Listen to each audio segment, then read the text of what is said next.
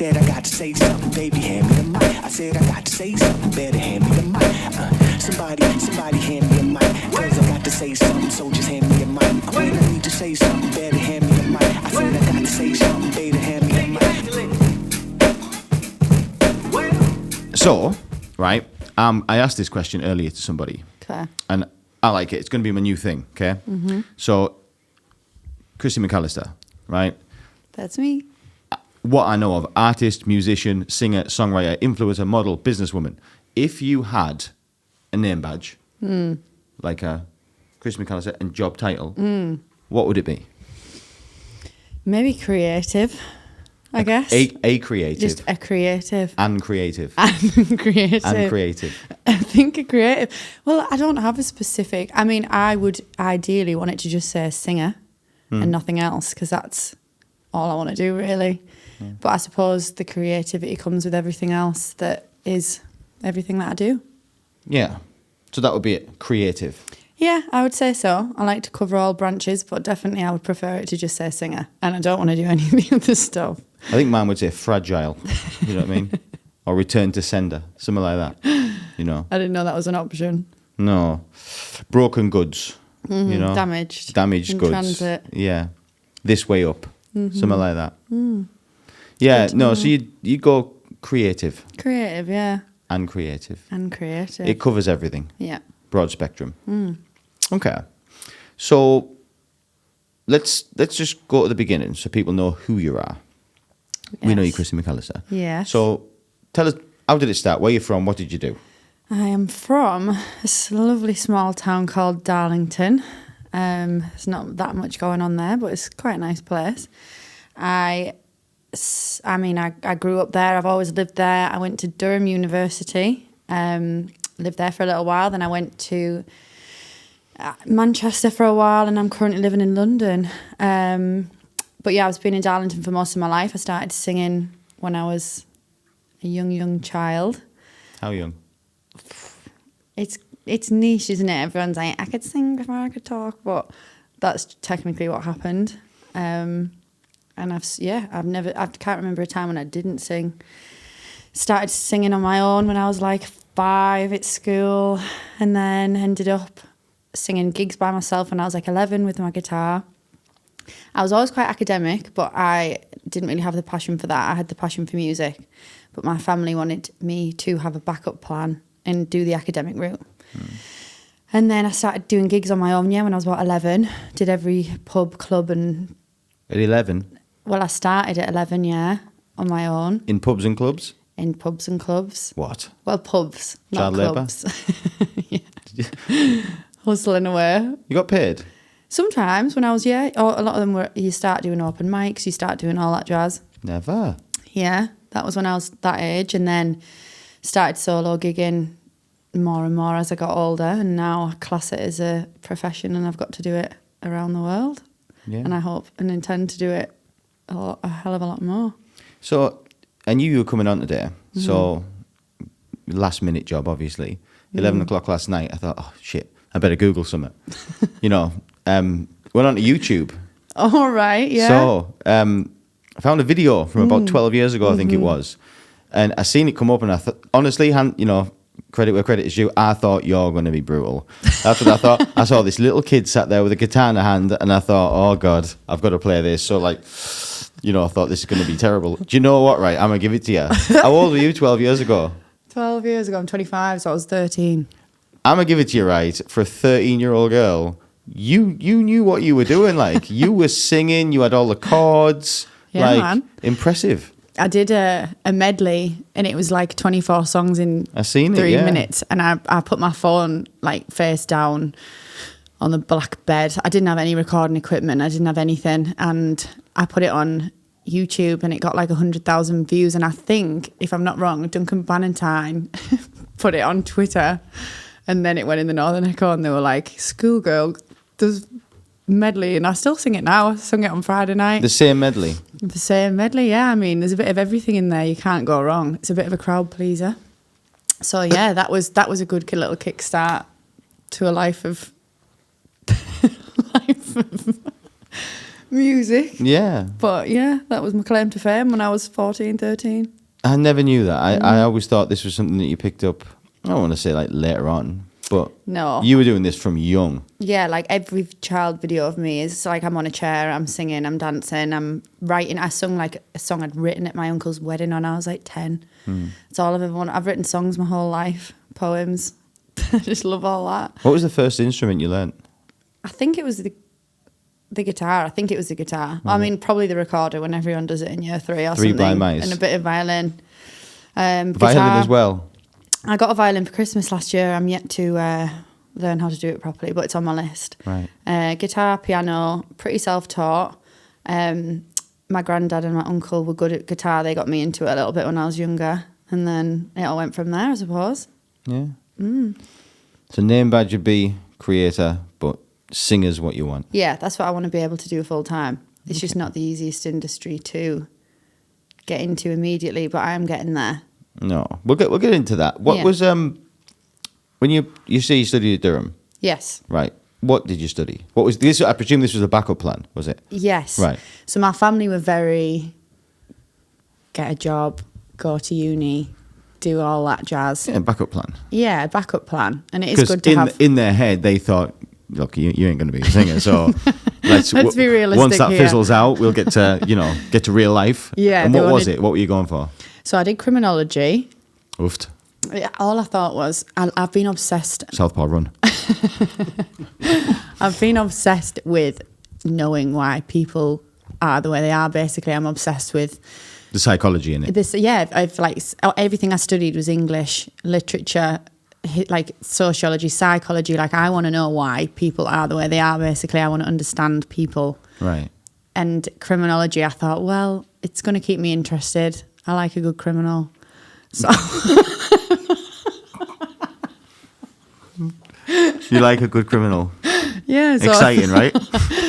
something. Yeah. So I thought, why not study it? So it was fun. We got to do like go in the prisons, doing all that stuff, and I did graduate, and I got my degree, and I was a civil servant for a little while after that. You weren't going to be a cop, were you? No, it was in. I think my parents would have liked that. My parents would have liked a lot of things. Look, I'll leave my opinion out of that. Okay. Yeah, it's not for me. Wouldn't have been for me, but it was an very interesting degree. The only one I would have stayed awake through, I think. So I was just trying to pursue my music on the side, and just get it on paper, and then I was done. So side guess, I reckon you're banging Netflix crime shit. Yeah, like I love all of that. You love all that. I love all that. So did Stephen Avery do it? Is this Making a Murderer? Yeah, did he do it? I mean, I feel like he did. I feel like he did. Do you? I'll be honest. After the first, because there's actually a new one came out. Do you know this? No. Okay, so it's on something called Daily Wire. I'll go back because I haven't answered your question. I'm all over the place. Okay. So I watched Making a Murderer years ago. Same. I immediately, after watched it, signed petitions to free him. All right. 100%. Thought this Really man's been getting stitched up. involved in this. 100%. It was personal to me. I was going to free him. Then, life happened, and I thought, we'll come back to Stephen. Always in my head, if I was pushed for an answer, I could see a case where, okay, maybe he did. Is he in prison now? Mm-hmm. Yeah. You're not doing a very good job then, are you? No, but then I watched the latest thing on the Daily Wire, right? Yeah. This is called Convicting a Murderer. Still about Stephen Avery. Right. Okay. And it's a lady. She's from what I can gather, I forget who she is, but she seems to be rubbing people up the wrong way. I think she's done other stuff. I don't know who she is. Carol Baskin. No. Who's you found this out, Southpaw, as we're going. But anyway, it's a 10-part documentary. I'm 4 episodes in, now completely convinced that he did it.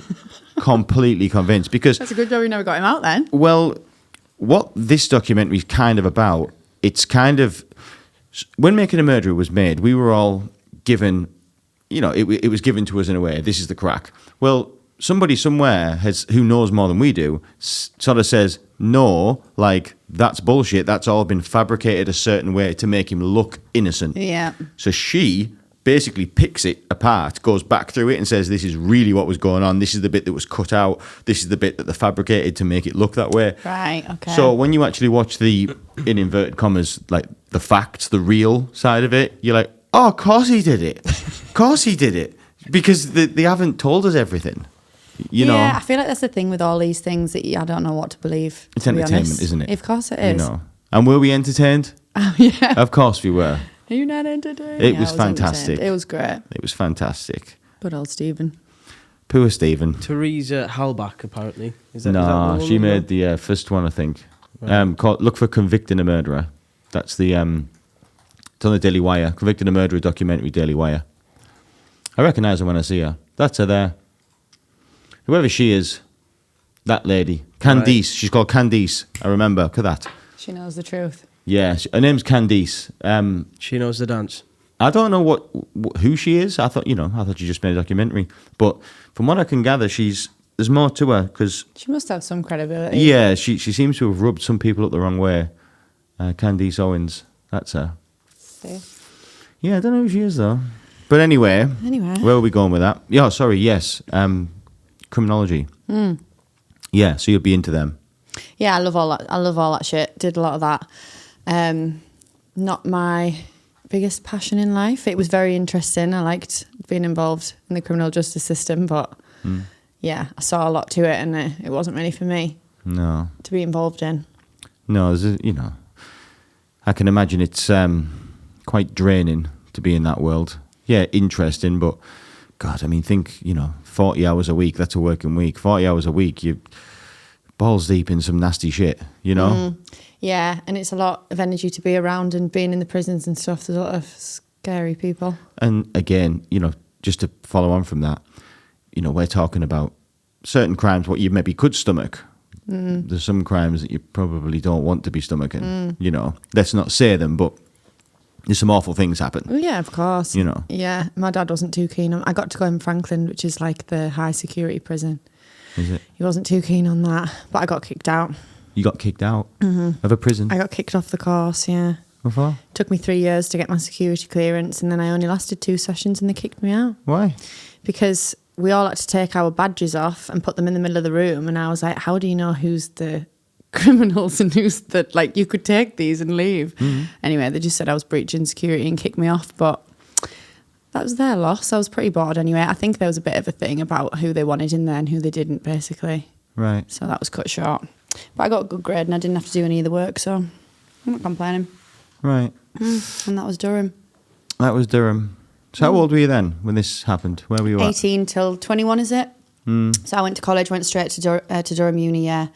Probably should have had a break to see what I actually wanted to do, but I just did what everyone else seemed to be doing. I feel like you just don't really get given a choice. It's basically like go to uni or fail in life. That's what they kind of put across to you, which is not true. Which is not true. Not in the slightest. Some of the most successful people I know never went to university. 100%. And I think it was very like a lot of the apprenticeships and stuff were kind of more towards men and, like more trades and things like that. I think you felt quite limited as a young woman. I didn't really know what to do. So just got myself in a load of debt to watch some lectures. I think if you're going to do something that requires a degree, like a doctor or some, like where you really need it, then that's great. But I think business-wise, you can save yourself a lot of time and money by not doing that.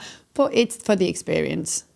It is kind of crazy that, if you think about it, like young people, like your brain's not developed at 16, 18, 19. No. Like you're still developing. And we put it on young people to say, right, this is when you're going to decide what you're going to be. This is where you're having your career. Before you've tried anything. Exactly. But for me, it was like you went to school, you got told what to do through school, you left school, you got told to go to uni and then to get a job to basically just pay your debt off, I suppose. Didn't really make that much sense. But it's very worth it and it's very fun. Did you have to pay your debt back?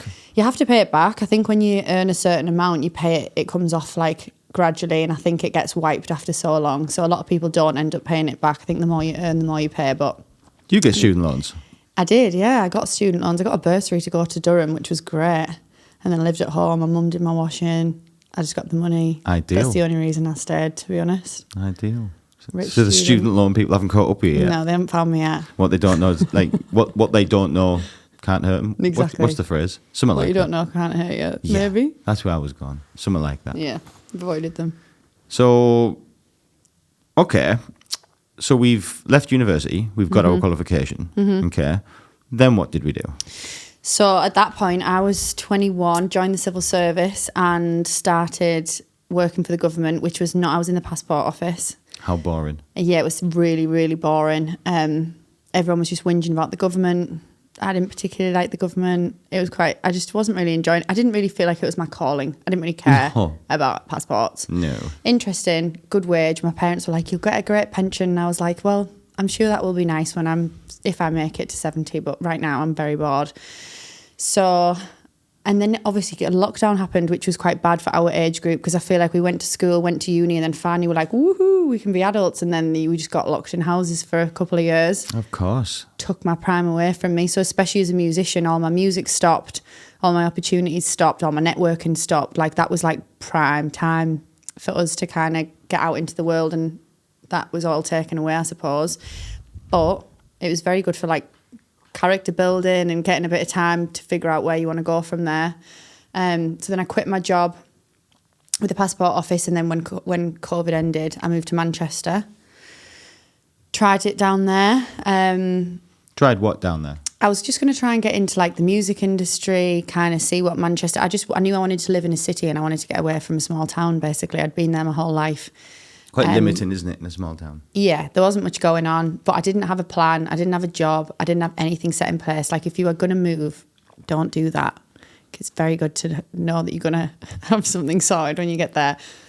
But so I went to Manchester. Everything went wrong that could have possibly gone wrong. I was ill.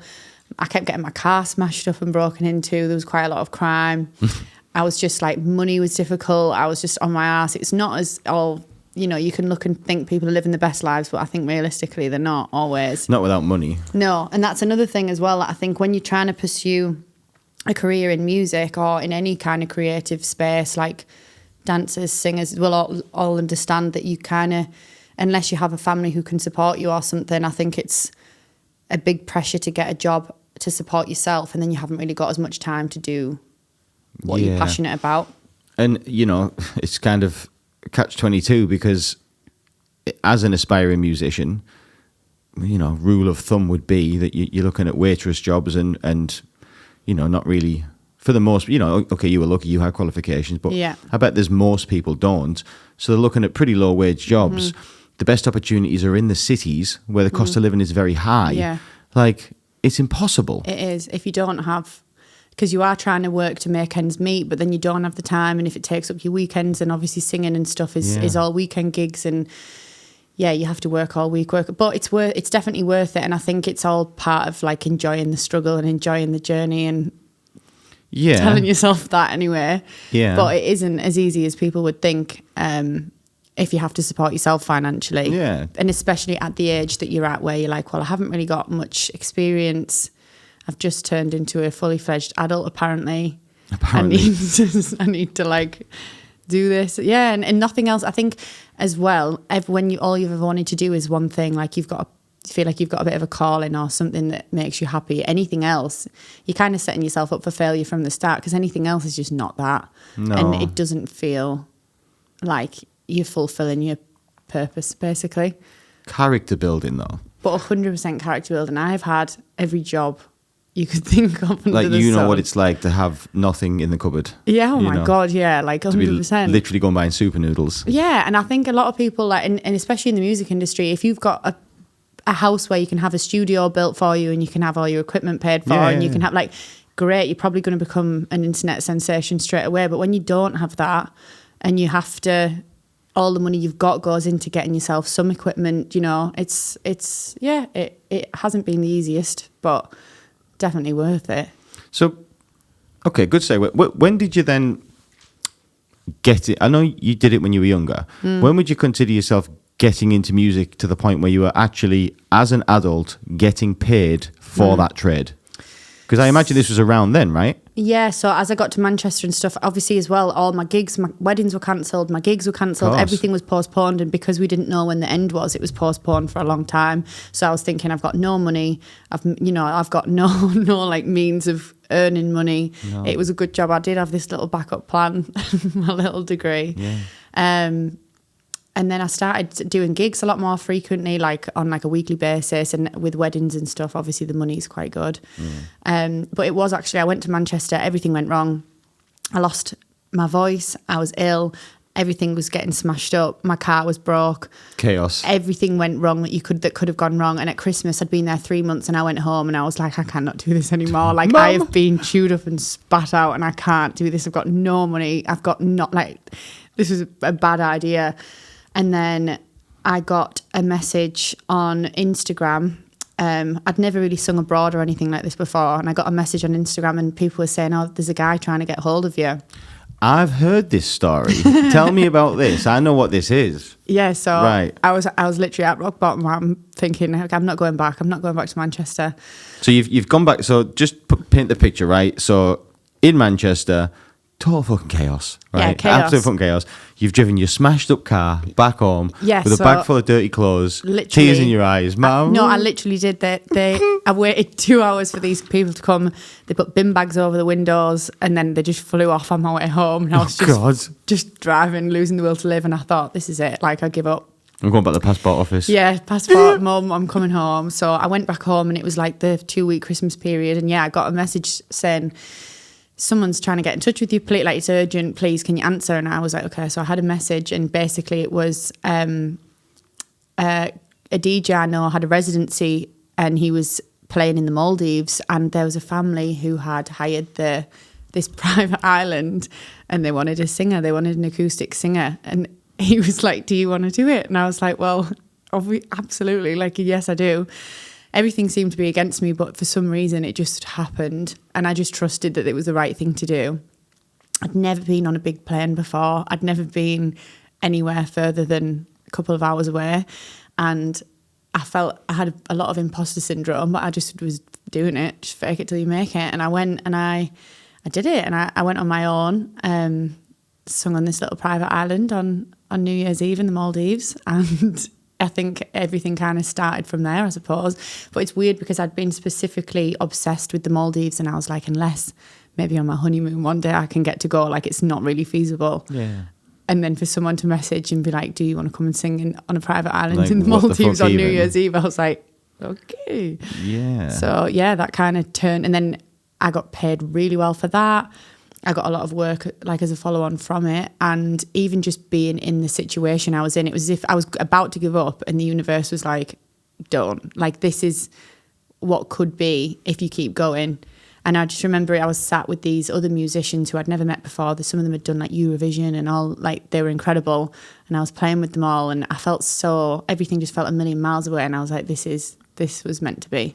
That's interesting, because I have noticed that, not that I'm stalking, but I have noticed that you do, let's say you're a believer in manifestations, and you're a believer in, well, what's it called? The law of attraction, Yeah. I guess. Yeah. So that. do you believe that was you believe you manifested that to happen? Well, if I didn't, it was very specific. So I basically had a lock screen on my phone I decided to do like a vision board, because you meant to just stare at things and That's it's what they say, yeah. subconsciously, whatever.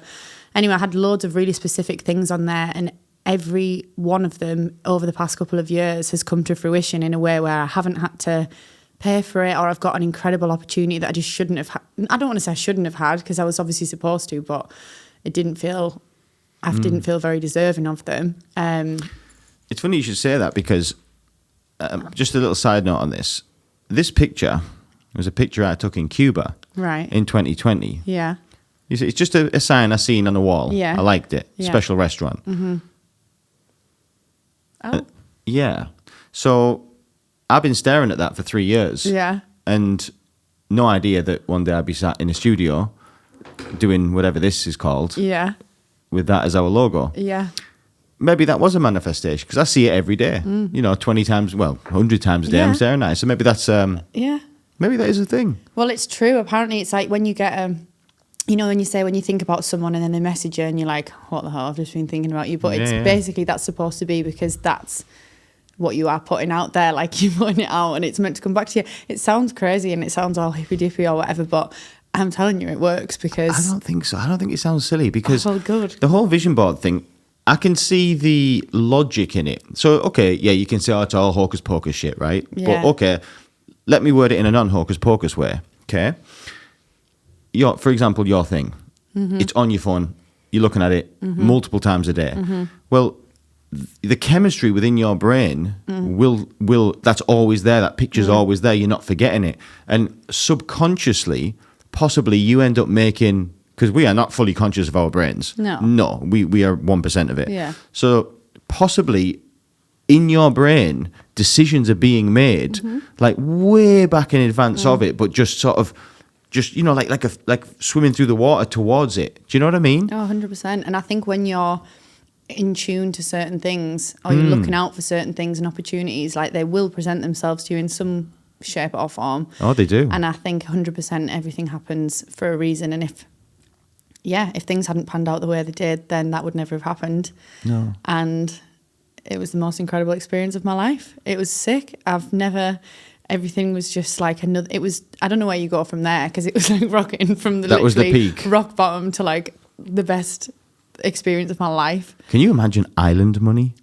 Like island money. We're not talking about like fancy wedding in the mall, like island money. That's like 57 grand a night. Like, and how long did they have it for? Like a couple of nights, I think. Nobody could speak any English. I was just using Google Translate to speak to some 9-year-olds. But they're all Sri Lankan, aren't they? Yeah. I think it's part of Sri Lanka, I think. It was just incredible, and it changed my life. Change your life. So, change your life, I assume what you mean by that is from that moment, music took off. Yeah, and I think it was just a bit of a, I don't know, I think sometimes when you get a lot of knockbacks or things are going wrong, not necessarily knockbacks from talent scouts or anything, but just more like you feel like you're fighting a battle that sometimes it gets to the point where you're like, is this worth it? Like, shall I just go and get a job and have a steady wage and put my everything into that? Because what if this doesn't work? And the doubt creeps in and it can just become a bit of a struggle. And then I think that when you're shown, it showed me what I was capable of, and being around such successful musicians inspired me and gave me they gave me the courage to think like, I can do this. To keep going. And to keep going with it, and fake it till you make it. Well, that's it, fake it till you make it. You know, it's funny, you know, obviously I'm not in the music industry, but I don't know the statistics, so I'm talking out my ass here, but, you know, the statistics of people that make it, I mean, whatever make it is. Yeah. You know, make it, I dare say you have made it, because you sing for, sing for a living, you're doing your passion. So I guess like the elephant in the room is like, but like, where's my £10 million? Yeah. Do you know, like that's the elephant in the room. I'm not on the radio. Yeah, so... day. Everyone's make it is a different place, I would say. Yeah. But let's say that your place, which I imagine it is rich and famous, superstardom, let's say, on the radio, on MTV. Is MTV still a thing, or am I just old? Like, what is it then? MTV. I don't know. What do kids listen to now? Like, where do you get music? Spotify. Like, what's the best radio station? I'm still in BBC Radio 1 Extra. A Walkman. Do you know what I mean? Yeah. Listen, I'm an old man, right? Anyway, MTV. Yeah, MTV. That's made it, right? Yeah. What do you, I imagine the statistics of people that make it from aspiring to made it. 1 in a million? Well, maybe not a million, but one in many, many tens of thousands. Yeah, there's a hell of a lot of people want it, and it's not. So how do you keep the fire alive then? Because it's very much alive with you. That's evident. It's very much alive. It has, that flame has not dwindled. That's clear. It's only just starting, I feel. Yeah, you love what you do. You're making it, but you haven't got that. You haven't got that. Is it? I suppose a record deal. Yeah. So where I'm at now is, I've had a lot of experiences over the past couple of years, and I've started writing, obviously, my own music. Yeah. I always have wrote my own music, but not to the point where I would play it to a crowd of people. And I think the thing that's driving me the most now is that I want to take my experiences, make music, and actually impact and change, or just have I want people to hear my music and resonate with it and feel something that I feel. And I think that's the drive right now. Like, it's great singing and singing other people's songs, and it's great when everyone's pissed singing Sweet Caroline at the top of their lungs. Like, I love it, but it's not showing me as an artist. It's not showing anything about me. And I think that my drive now is definitely to get my own music out, which is the next step. That's why I'm in London right now. Well, to not critique you, but to pick a point. Yeah. I have done this before, but I also did it again last night. I can't find your music anywhere. No. Like, I'm not an artist. I'm not in the music industry. My divvy brain tells me that's probably not right. How do we find, I don't understand. So where's your songs? How do we get them? This is it. I need to basically get everything fully. I've recorded a couple, but you need to basically have, so you go in a recording studio, work with a producer, and often it's quite hard because I can write them on my guitar or piano, but when you actually need a track put into it, it's not, you need the producer to kind of bring your vision to life. So I have been doing that. It's obviously a bit of a long process because it takes a while to master one and then you'll move on to the next. And you need to have all the songs written and finished and kind of complementary of each other. How many songs do you have written, if you don't mind me asking? Right now, finished probably about 6. So I want to get an EP done where I can basically then get that out, which is... It's like an album, right? Yeah, it's A like an smaller introductory album, yes. 6, 8 songs, something like that. Right. Maybe even like 4. Yeah. However, since I've moved to London, I've enrolled for a course. So it's like a boot camp that teaches you about like...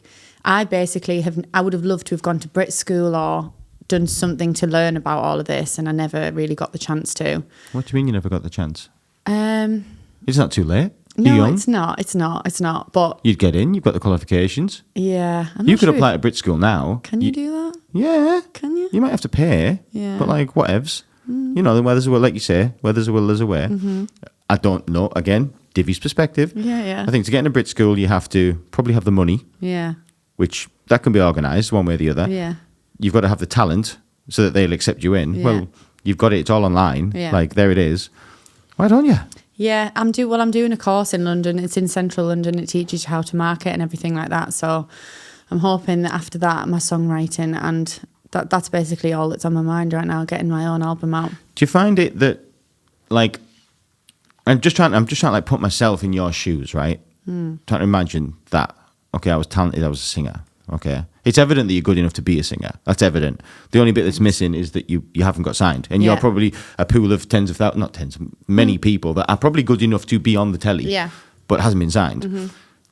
And I think what would be playing against you, and again, I'm just putting it in my perspective, is busyness. What I mean by that is spreading yourself thin. If you had lots of things that was going on, and it is so, I get it. Like, I can imagine it's so difficult because, I don't have to tell you what you should do is sing all day, every day and do nothing else. Nothing else. Just sing. Just a whole world around that. But like, there's a little thing called life. And that little thing called life, you need to earn, you need to do this, you need to do that. And you end up limited, I guess. Yeah. And I think now I want more of like a niche, like it got a bit caught up in, like, if you looked on my Instagram, I got a little bit caught up for a while with like the modelling and the Instagrammy stuff and all the rest of it, and that was fun and great and you got opportunities, but I just don't feel like that was very me. So now, none of that really matters. None of that, unless it's going to benefit me in the way of music, then none of that really seems as important. But a lot of people are saying to me, like, if you go on your Instagram, you just look like you do modelling and stuff. Like, you wouldn't even know that you were singing, and that kind of resonated with me because I thought, well, yeah. But again, that was due to like a lack of space, a lack of facilities, a lack of equipment, a lack of knowledge and understanding. But I've realised now, if somebody's paying you to do some modelling, you can do some modelling. Yeah, you know. I've realised now that you can, with the power of social media, you can do it, and anyone can do it. And I need to just keep consistent. And get my own stuff. All I want to do now is get my stuff out there. I do. I mean, you could tell me that I'm wrong here, but I do. Like, for me, it seems not right that we can't access your music. I know, and I'm a singer, and it's funny because I went to Coachella in February. That was another exciting thing through work. Oh yeah, seen it. Yeah. And I got the opportunity to do that. And as I was in the airport, have you heard of Dave, the rapper? Have I heard of Dave? Santan? You've just said MTV. You might not. You're not. Listen, I'm not a dinosaur. I know who Dave is. Do you know what I mean? Well, anyway, he was sat right there, and I was like, oh my god. So I went. We had to go over and. We're talking Dave as in Sprinter Dave. As in Santan. The Dave, yeah. The Dave. I was like, holy moly. So I just went and sat next to him. I was like, and I gave him. I was like trying to play it cool so I didn't attract attention. I was like, I'm not going to tell anyone, but I know it's you. Yeah. Anyway, I give him my business card. And like he got off the plane and we were passing each other again in the security. So I was trying not to look because I thought I don't want to look like a Klingon. I'm desperate for him to talk to me. So I was like, oh, and he like stopped me and he was like, oh, I listened to your stuff on the plane. Like it's really good. I'll be in touch. And I was thinking, but what did you look at? Because there's not really anything there. No. And that was where I was like, when you get these opportunities, I need to be able to say, here is my songs. Go listen to. Because I think people would be hopefully surprised. Like I love to write and I do get when I do play it for people they're like, why is this not like, do you know there? Like I mean Spotify, it's free to put your songs on Spotify, right? Yeah, isn't that what just happened to that Oliver Anthony guy? Like he had some music on Spotify, been there for ages, and it just blew up, and all of a sudden that one song, boom. You just need it recording to a level to get it on Spotify in the sound that you want it to be. He stood in his garden. Do you know what I mean? Stop making excuses. Yeah. No, you're right. Like I've seen some of your stuff online where is it like a home studio you've got or something? Yeah, where you play your really. instruments? I'll just literally sit in a kitchen or something. It sounds decent though. Yeah. Like okay, it's not Sony Studios, but it's as good as. It's good enough to be out there. Do you know what I mean? Getting in a lot of the music. So when I started, when I was maybe like 17 or something, I got in with quite a lot of there was basically a lot of DJs looking for vocals. There's not a lot of. I really love house and techno music. I love that. And there was a lot of DJs that wanted vocals, and there's not that many people who write and are interested in that music. So that was a bit of a gap in the market, and I kind of felt like that's where I was getting quite a lot of traction. Like Pretty Green Eyes and that. Yeah, so a bit of trance. Yeah. No, so I was getting a lot of work with a lot of DJs, and that was kind of getting me into the music industry in that way. Yeah. But again, and I can write and I can do everything. And I got to use a really cool studio in London the other week. It was, Fumes the Engineer. Is that what he's called? Yeah, Fumes the Engineer. It was his studio. Was it? Yeah, and it was. Did you meet him? No, he wasn't there. But I met his dad. Did you? His dad was there. But that was for some other DJs. But again, it's given me the kind of I'm learning. Do you know, like how to do that, and that's another thing that I really enjoy. But again, it's not fully representative of me. I sat with my guitar crying about. What do you mean you're crying? Why? No, like I'm just meaning like some of your emotional, deep shit. You know, it's not the same as when you're singing on a techno track, but I'm getting there. You should do a cover album, easy. You know, you could do 15 covers in a weekend. I've been online. I've heard you sing at least 15 covers. You should literally just rack one up. Just do one. Stick them on Spotify. I'm thinking to borrow these microphones and stuff, to be honest. Well, you have to deal with the arched roof, like. No. Yeah, just it's something I noticed just last night. I was like, I thought you were going to tell me today, no, Divi, you're not like, no, you're not looking in the right place. Right. If you go here and here, you'll see a list of 100 songs. No. Fool. Nope. I've been working with one of my really good friends at the minute. He's getting his songs out and he's smashing it and he's teaching me the ways. And I'm learning. I'm trying to. I feel like it's come at a good time because my music, if I'd released it back then, I wasn't ready for it to be released. But now I'm like, okay, this is good shit. Like I want this out now. Everything happens for a reason, innit? Yeah. Maybe that's a good point. Maybe if you'd have put it out years ago, it might have been not as good. And maybe because it's taken so long. Yeah. When it does come out, it's going to be a lot better than it would have been. Yeah, I know who I am now. Like what I write about is different. The style I write is different. Who I want to be, how I want to dress. I feel like I'm in a place where like I'm an ready. Identity. Yeah, I know who I am. I sing differently than I used to. I've come into my own a lot. I think I sung on Friday, and my family came and they were like, "That was different to like what we've ever seen." What did you sing? 25 years. I just sung like covers and my own stuff, and I just felt really comfortable and at a gig. Yeah, just singing things like me, not trying to sound like anybody else or recreate. I can imagine as an artist, that would be something that you would slip into. I can imagine that because, you know, we all like our favourite artists. Yeah. Like we're sat here now and we're thinking like, you're not Joe Rogan. Yeah. Like, be yourself. Yeah. It's so, I can imagine that would be a thing. Yeah. You maybe, I mean, I'm gonna lie. I've heard one of your songs and I've thought, you don't sound like Lily Allen. You know. or whoever you're trying to kind of sing like. Yeah, that's true. And I think that's why when I sing my music, I can't sound like anybody else because it's me. Like it's my words, it's my range and it's my way of singing. So that's where I'm at. Watch this space because It's coming. it's coming. It's definitely coming. I believe you. Look, I believe you. And I think anybody will agree, not blowing smoke up your ass, that if you just take a minute and listen to some of the shit you do, I don't mean shit, some of the songs you do, Yeah. like the foundations are there. Yeah. Musically, instrumentally, that's a word. Instrumentally. No, that means something else. Instrumentally. Instrumentally is like with no. We won't Google it. Lyrics. But you play instruments, and Yes. your singing is you don't really get. That's it. That's professional singer level. So Thank you. the foundation is there. Yeah. I believe you. Honestly, I believe you. I do Yeah. believe you. I've got some exciting tracks coming out again with You've wrote them. I've written stuff, but it's for like other DJs and stuff. So it's a feature, but it's still hopefully gonna. I think some of it's like radio worthy, and I'm hoping that's gonna kind of kickstart things. But then I think when you hear the contrast of me and my guitar, it's a bit different. But we'll see. Okay. So here's a question. So have you ever had an embarrassing mess up when Whilst you've been singing? Like singing? proper fluffed your God. lines? Yeah, like I used to be so unorganized. I would have like my papers. Sometimes the wind would pick up and my words would just fly off across the. Like I was so unorganized. I was singing not long ago and someone knocked my iPad and it just smashed into a million pieces. Like it's not So what did you do?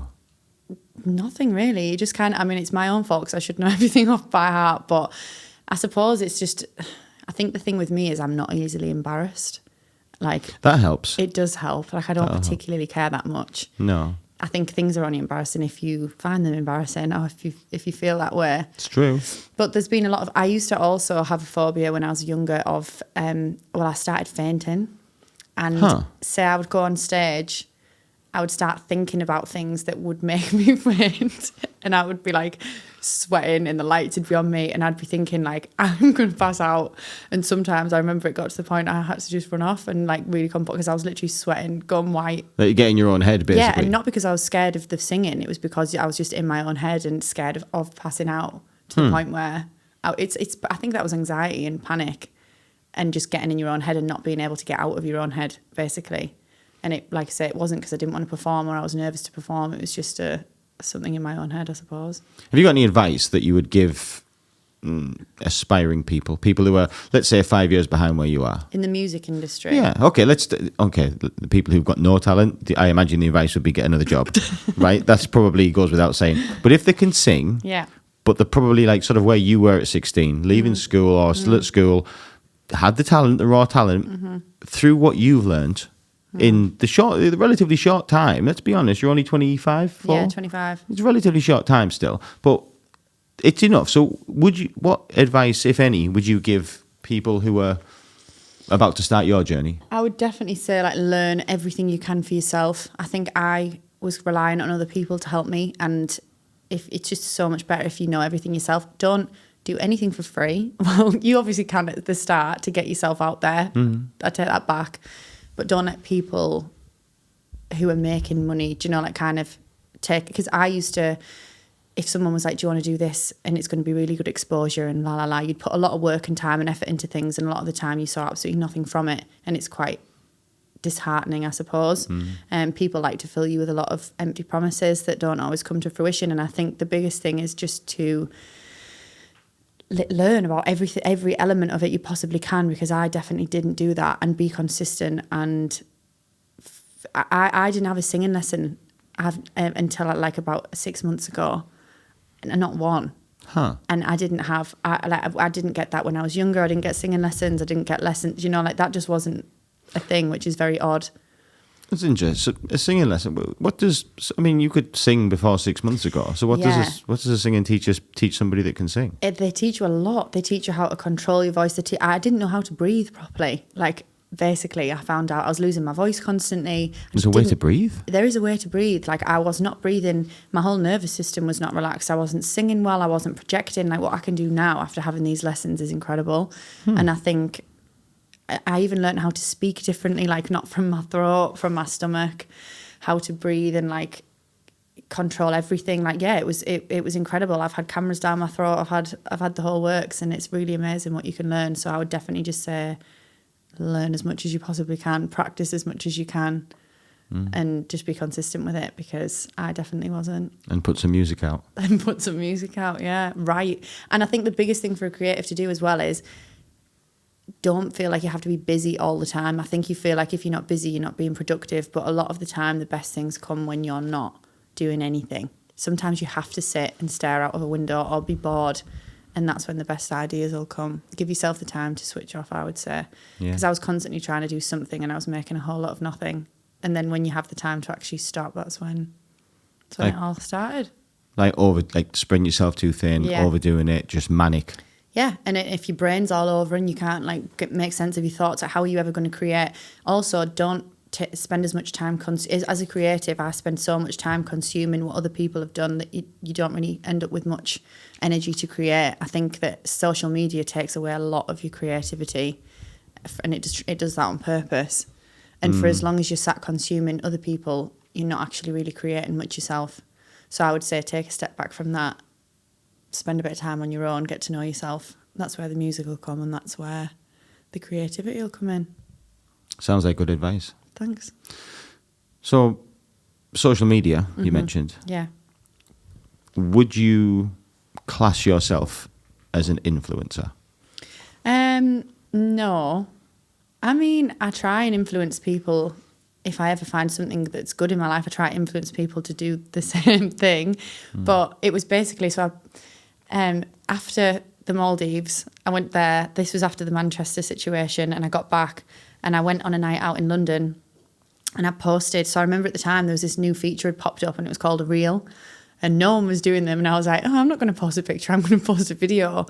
It wasn't really a big thing at the time. I think they were pretty new. And I literally walked up a set of stairs and I turned and did a little spin, and I put Shania Twain over the top, at the start where it's like, let's go girls. Oh, yeah. That was the song. I Feel Like a Woman. And Man, I Feel Like a Woman. And it got something like 65 million views. 65 million views? I swear to God. And I gained 200,000 followers. What? Yeah, from this. So it was crazy because it went from, I had like 17,000 followers, which was still okay, but nothing like this. And then it was just absolute cray. That's straight viral. And that was literally, I remember being on the night out and refreshing my phone, and it was like, so-and-so and like 100,000 others have followed you. And I was like, what is going on right now? You can see the insights. It's literally got, like 65 million views. And it was crazy. You're getting like abuse, you're getting positive stuff, you're getting like, I was getting like celebs messaging me. I was like, woo, this is great. How long was the video? Like 10 seconds. Wow. Literally like 10 seconds. That's and I literally crazy. walk up the stairs, like turn around and then walk back down, and that was it. But that's all it can take. And then I think from there, obviously I got a bit of a platform. Again, didn't really know what I was doing with it. And now anything that I want to post is just anything that I think can help people feel better in their daily life. Otherwise, it's not really worth it. I'm not really bothered anymore. No, I want to do my music, and it's a very, very good thing to be involved with, and it's incredible, and it's brought me some amazing opportunities. And obviously the fashion side of things, the money is great, and it's really good. I think a lot of people don't understand social media and the benefits of it. It's quite difficult because you are literally getting criticised by everyone for doing your job. So like if you were at work and you put a bit more work in, I'm not going to, no one's going to comment on that. But whereas when you're doing it for everybody to see, you do get a lot of, every time I went out, everyone was just asking about it and commenting on it. And it's quite a different thing. I suppose everyone's getting used to it now, but as a profession, I went back into my old school and all the teachers were like, so what do you do? Like, they don't understand. No, like you post pictures, like, don't really get it. But they don't have to because they're all still posting on there for free. So it's just the same thing, isn't it? But you're getting paid for it. It's work. It's hard work. So then that's another way of creative and working with brands and working with, it is a really, really good thing to be involved with. Yeah. So I guess you are an influencer. Well, I suppose in a way that's, that's the word for it these days. But I'm trying to use it as a platform to post my music on now. But it's nice to know that people are watching what you're doing and they're interested in what you're doing, and that's why I think it's important to try and make it a positive place. But it's hard because it is obviously, as everyone knows, it's a highlight reel, Like if I'm up doing yoga and I'm doing all this, I'll be posting about it. But if I'm laid like a slob in bed till 12 o'clock, I'm not posting about that. No. So I think it's very good to be able to do things like this where you can actually get who you are across a bit more, as opposed to people just seeing little snippets of a load of fakeness, I guess. Yeah. I don't pretend to be a master of social media. No. But it's something I have sort of, I think I mentioned to you before. Do you feel, because I don't have to tell you that there will be, again, don't know numbers, there will be many ladies that see your activity on your social media platforms, think, I want to be like her. Oh. So with that in mind, on the basis that you do agree with that, if you don't, please tell me. But if you do agree with that, or certainly you understand that that could be the case, do you feel any responsibility in that you don't want to, I don't know, like, well, for example, if they see you sniffing coke off a CD case, do they have CDs still? I don't know. What do people sniff coke off now? What do people sniff coke off now? Mirrors? I don't know how it works. Keys, that's it, yeah. But well, that's an exaggeration. But the question still remains the same. Do you feel any responsibility for people who are looking up to you and aspiring to be like you? Yeah, I think, well, in all I ever want to do, I know there's a lot of people who do look at my platform and who do reply to my stuff and ask me about things. And I do want to be a good example, but that's just the way I want to be in life. I think that the only reason I want to help myself is so that I can help others. Like, I only really care about conversations these days where it's about, like, I don't know, just stuff that makes you. And I'm not that I'm not interested in other things, but I do like things where it's self-improvement and business and just like things that get me going. Like, I love natural dopamine, and I think in today's society as well, there's a lot of, so for example, like I got a smear test the other week, so I posted about that because it's really important that people go and do that. Like, I am not bothered. I will post anything. I don't care. I just think you want to try and influence people in the best way you can. And I think especially from someone like me who is involved like in the music scene, in the like the partying scene and everything that comes with that, it's a lot of things I've seen have been very normalised that I don't think should have. And I think it's important amongst all the chaos and everyone having a great time to have a bit of realness and to kind of discuss things that people don't really want to discuss, and be that person to you might be a bit of a party pooper or whatever, but it's important. Like, I've seen firsthand what drugs and alcohol and stuff can do to people. I've seen been through a lot myself, and I think now when I'm in a good headspace and state of mind, I know a lot of girls and boys consumed by social media were growing up in a state where like social human interaction's down by 50%, people aren't, like it's a lot of everything is based online, and I think it's just important to kind of discuss the things that need to be discussed, I guess. Yeah. No, I agree. That point you just touched on, the drugs and things like that, through your travels, let's say, through the industry that you're in, touched on, I imagine you've seen some things. I've seen some things, man. Yeah, I've seen a lot of things. You weren't there, man. That sort of stuff. Yeah. A lot. I've seen. Have you had any pressure to be involved in it?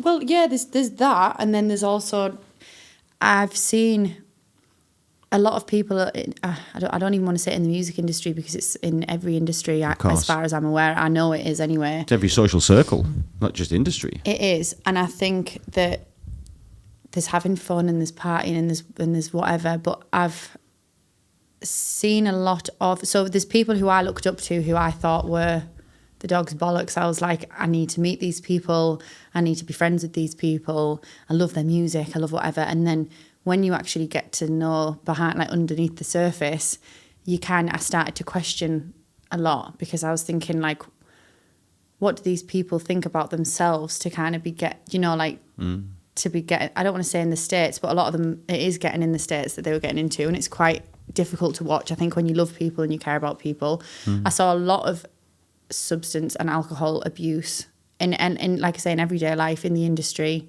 I think what I wasn't used to was meeting somebody, like say how we would meet now, work professionally, get on with it, and then seeing them so heavily on these substances and having to, a lot of things were normalised based on the fact that it was blamed on people being drunk or being on drugs or whatever. And I think it's very important, especially now, for people to understand that that's not an excuse, and it shouldn't be so normalised. No. So there was a lot of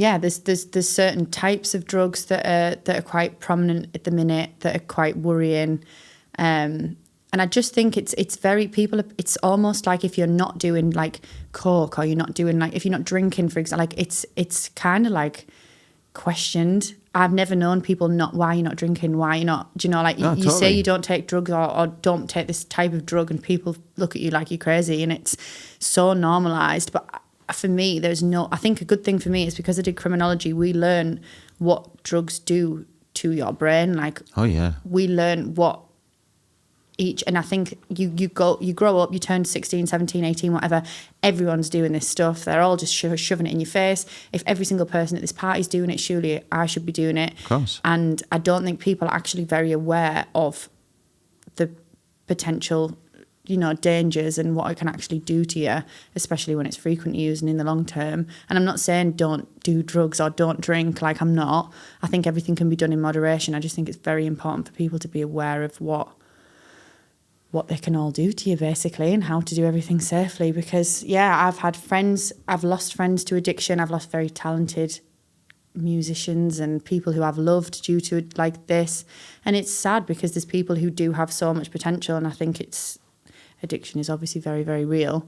And I don't think it's spoken about enough. I think too many people watch their friends and don't want to be that party pooper or that, It's got to a point, I can personally speak on this. I've lived both sides of it. Mm-hmm. I've been about that life, mm-hmm. let's call it. Mm-hmm. Cocaine up my nose, drinks, full on, let's go champ. Yeah. And then when I made the decision to remove that, you're very isolated, or certainly that's the way you feel. Yeah. Because the only way, as a addict, I am an addict, but you to be an addict, you don't have to be addicted to a particular thing. No. You're addicted. You are an addict. I can be addicted to Red Bull, cigarettes, yogurts. I can just be addicted to things. Yeah. Personality trait. But if you understand yourself, that you know for a fact that if you are around them things with your friends, you'll end up doing those things. Yeah. The only way is to isolate yourself from them. Yeah. And for I'm speaking from personal experience, but there'll be millions of people where they're literally choosing between loneliness, because that's what it is. If you're in a circle that is so, and it's rife, Christy, like you say, it's if you aren't sniffing coke and you aren't drinking, you're a bit weird. Yeah, you're a bit weird. Or you certainly not weird as such, but like you just stay at home, mate, and we'll be going out. Do you know what I mean? See you on Monday.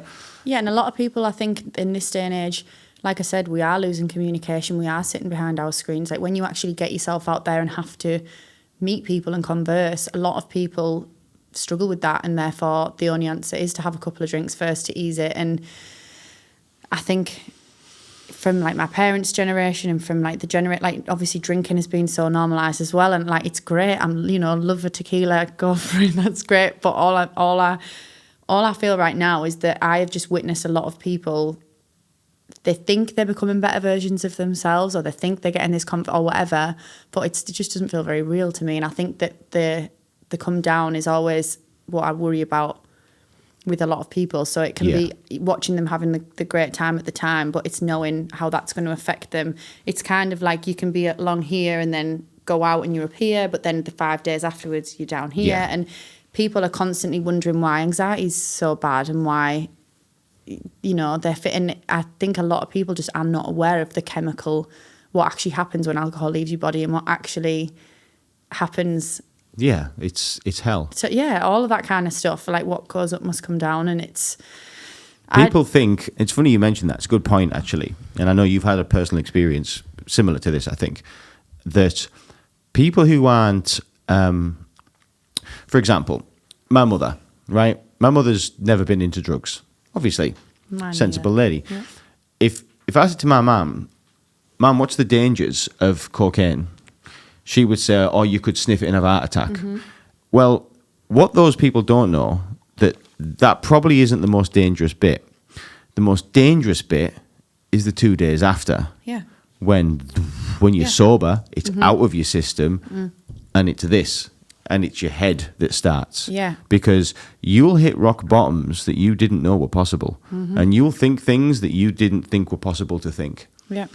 I know people that have sadly are no longer with us, and it wasn't because they had a heart attack whilst on a substance. It was that they decided they couldn't cope with things 2 days after taking the substance. 100%. And for me personally as well, touching on that, I've had like suicide in my family. I've had to I see addiction throughout. I've seen and even with doing criminology and stuff and getting to I've seen what it's done to people's lives. I've seen firsthand what it can lead to. And I think that is the sole reason why I'm trying to avoid that happening to a lot of people, because as I said, I just wish people would get addicted to real dopamine instead of fake dopamine. And I read recently that...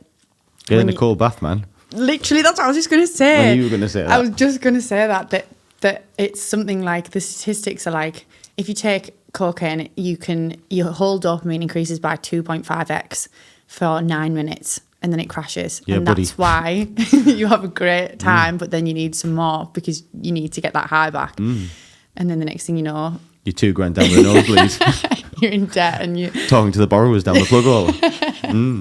However, apparently the only thing that gives you the same levels of dopamine is an ice cold and an ice bath, and the dopamine lasts for 2.5 hours instead of 9 minutes. Yeah. And then obviously you don't get that crash afterwards. But there are alternatives. I think people rely on it a lot for confidence but half the time you can't remember what you've done. You've got the anxiety afterwards. You make a tit of yourself. Yeah, you do, and it feels good at the time. But I think that if more people could just normalise not having to do that, it just becomes a little bit easier for other people to follow suit. And that's what I would like. If I could make a difference with anything, it would definitely be with that. And I think you're in a fortunate position, Christy, because of this following you've got, and because you are, whether you want to know it or not, people admire you, people look up to you. Thanks. It's difficult for you to know that when you are you, but trust me, people do. I know this.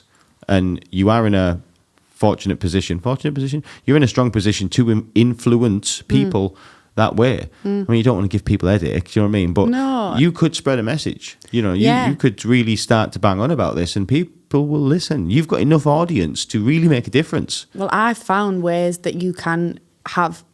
People are always I'll be at festivals or anything, and it's always how are you on such a level all the time? And I'm like, because I'm not Cold going baths, man. up here and then down there. I'm trying to just stay. And there's so many things that you can do, and so many ways you can do the same things without having to, like I said, the amount of my friends that'll speak to me about having anxiety and wanting to stop and and it's a big problem. It's a huge problem, and I think it's leading to a lot of anxiety, depression on top of the overthinking and the stimulation and the phones and all the rest of it. It's just becoming quite a dark place. And I know a lot of friends, family, ex-relationships, all sorts, where I think it's a very prominent problem that a lot of people don't want to talk about for fear of sounding like you are rhyming on about something where people are trying to have a good time. And my thing is, I feel like if something serves a purpose, that's the only reason that I feel like I want to say it, because it's something that's really prominent in our point in time now. Drugs have always been around, I know that, but they've never been so accessible, they've never been so cheap, they've never been so freely used by so many, and so socially and so blasely. I haven't been in town for years, but a friend of mine, he is still in that lifestyle. Granted, he's functioning, he goes to work and stuff like that. But I do see it in him, and I can see the anxiety, and I can see the demons he's fighting for it, and the craving he has for it. And I think it's, he told me the other day that it's got to a point that bouncers and things this won't be for every nightclub, but bouncers sort of just turn a blind eye. They know what people are doing. Yeah. They know that, 2/3 of the people that are in that nightclub are going in that toilet to do scoops. Yeah. They know that. And what are they going to do? Throw 2/3 of people out? They'll have no business. Do you know what I mean? No, 100%. A lot of answers will be on it. And they'll be on it. It is the way it is. But I think it's just important for people to know that if you're not doing that, you aren't boring. And you can still have the best time and be involved with everyone and be way less. And I know a lot of people aren't a mess, and they're not. I'm not saying don't do drugs and don't drink. I'm just saying if you feel it is affecting your ability to function or your mental health or anything, a lot of people do. They're like, oh, well, I'm having panic attacks, whatever, but they would never think, well, I'm not going to go out on Saturday and get wrecked. I'm going to go for a hike instead, or do you know? Yeah. And I think in the hustle and bustle of life, people are working a lot, they're stressed, they want to go out, they think they're like relieving this stress. And I just think a lot of people are getting stuck in a cycle, and it's important to know that there's so many other things you can do to break that. I dare say that the majority of people now in our, we're in different age groups, but from Society. teenagers, 20s, 30s, and probably 40s, I dare say if you took all those pool of people, certainly in our country, they either are somebody that's having a slight issue with drink or drugs in some way, in some maybe not straight problem, but there's something going on with it, or they know somebody that they care about that is. Yeah, and what I find crazy as well is like, even with, if someone came along now and was like, right, like say alcohol didn't exist, and they were like, right, we've just made this thing, it's gonna make you like become somebody else, you're gonna not remember anything you've done, it's gonna like destroy your liver, it's gonna give you heart problems, like, but do you want some? Everyone would be like, definitely not, like, No, why no would thanks. I do that? But because we've grown up with everything, it just being so normalised, and I've seen the health problems, I've seen family members deteriorate. It is a real thing, and I think, as long as people are aware of what, and making choices wisely, or even just being aware of the help that's out there for people who need it, then that's It's something to work towards. It's certainly a good point. I think it's very true. I think it rings true with a lot of people as well. I think pretty much everybody is affected by it in some way, by either being in it themselves or having somebody they care about in it. I think it's a very valuable message. I think it's something that, more people like you with the following you have should be doing, should be discussing it, even if they have the problem themselves. There'll be people with a big following like you that do also, that they might have a problem with drugs and drinks. Yeah, Well, and I watch, sorry to interrupt. Well, that was it, yeah. That was all I was saying. Yeah, I watch my cousins like coming to the age where they become 17, 18 and everyone's sucking on these NOS balloons and everyone's doing all this, and it is just so like I say, normal, and I just don't think anyone really has the information, and it's important. I just want people to be happy without any of that, to be honest. And if I can do anything towards getting that message across, that's what I kind of want to influence if I can. And that's why I like a lot of the wellness stuff and the alternatives, because I think when you get in a better headspace, you don't actually want to do that anymore. Like, you feel that good naturally that you don't want to. It's understandable, though, with the stresses and traumas of life. You can see how people end up in situations. Of course. I mean, this would bring me into sort of my next thing. It's like that this thing we're talking about here, spreading that message. That's a good thing you can do with social media. Yeah. And with the social media following. A dark side is something I want to talk about. First things first, have you experienced the dark side to social media, to having this big following? And what I mean by that is, I'm not even on social media, so it's not something I can relate to. But I have heard a lot floating around the internet, things like this, about the brain chemistry that's going on when a person puts something out online and they're getting likes, that there's something toxic about it. It is. Have you experienced anything with this? Yeah, 100%. It's kind of like validation, external validation. So you could put something out and it could start getting hundreds of likes, and you're thinking like, yeah, this is good. And then you can put something out and it's getting next to none, and you think this is terrible. But why? Because if you believe something is great, then that's all that should matter. And it is very, when you'll get 100 comments like, gorgeous, and you'll get one of someone saying something awful, and it's usually like, I don't know, an angry little man or whatever that hates, like anything. All you'll read is that one thing and think, bloody hell, like someone's saying that about me. Well, I'm at a point now where at first all I used to care about was what other people thought of me, and that was how I was growing up.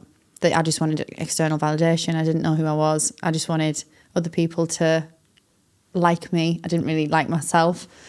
And I think now I'm in a situation where I've grown and I've got to know myself, and you obviously just really pity anyone who is taking time out of their day to comment negatively on someone else and what someone else is doing.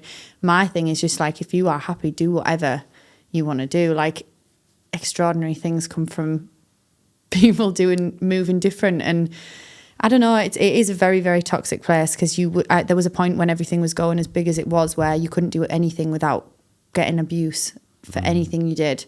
I would say thank you, universe, and I was getting Catholics telling me that it's Jesus, and like you could not win. You couldn't win. No.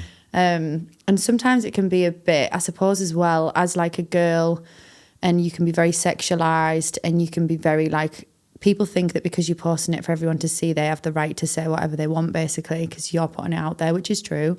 Kind of is.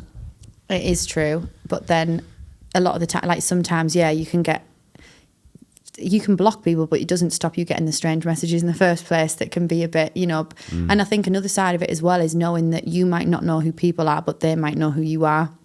And going, you know, like, not to say you're famous or anything, but just knowing that people kind of know what you're doing and who you are, it can be a little bit, I mean, you see what happens to, like, when you look at, like, for example, like Molly May posting all of her stuff and then getting robbed, and Kim Kardashian, do you know, like, people, like, happens. People are watching, like, so I think it's just a bit of couldn't be any more opposite to any of them. Like, I've got no chance of them, anything like that happening, but I'm just saying it can be a bit of a scary place with regards to, like, safeguarding and people following you and all that kind of stuff.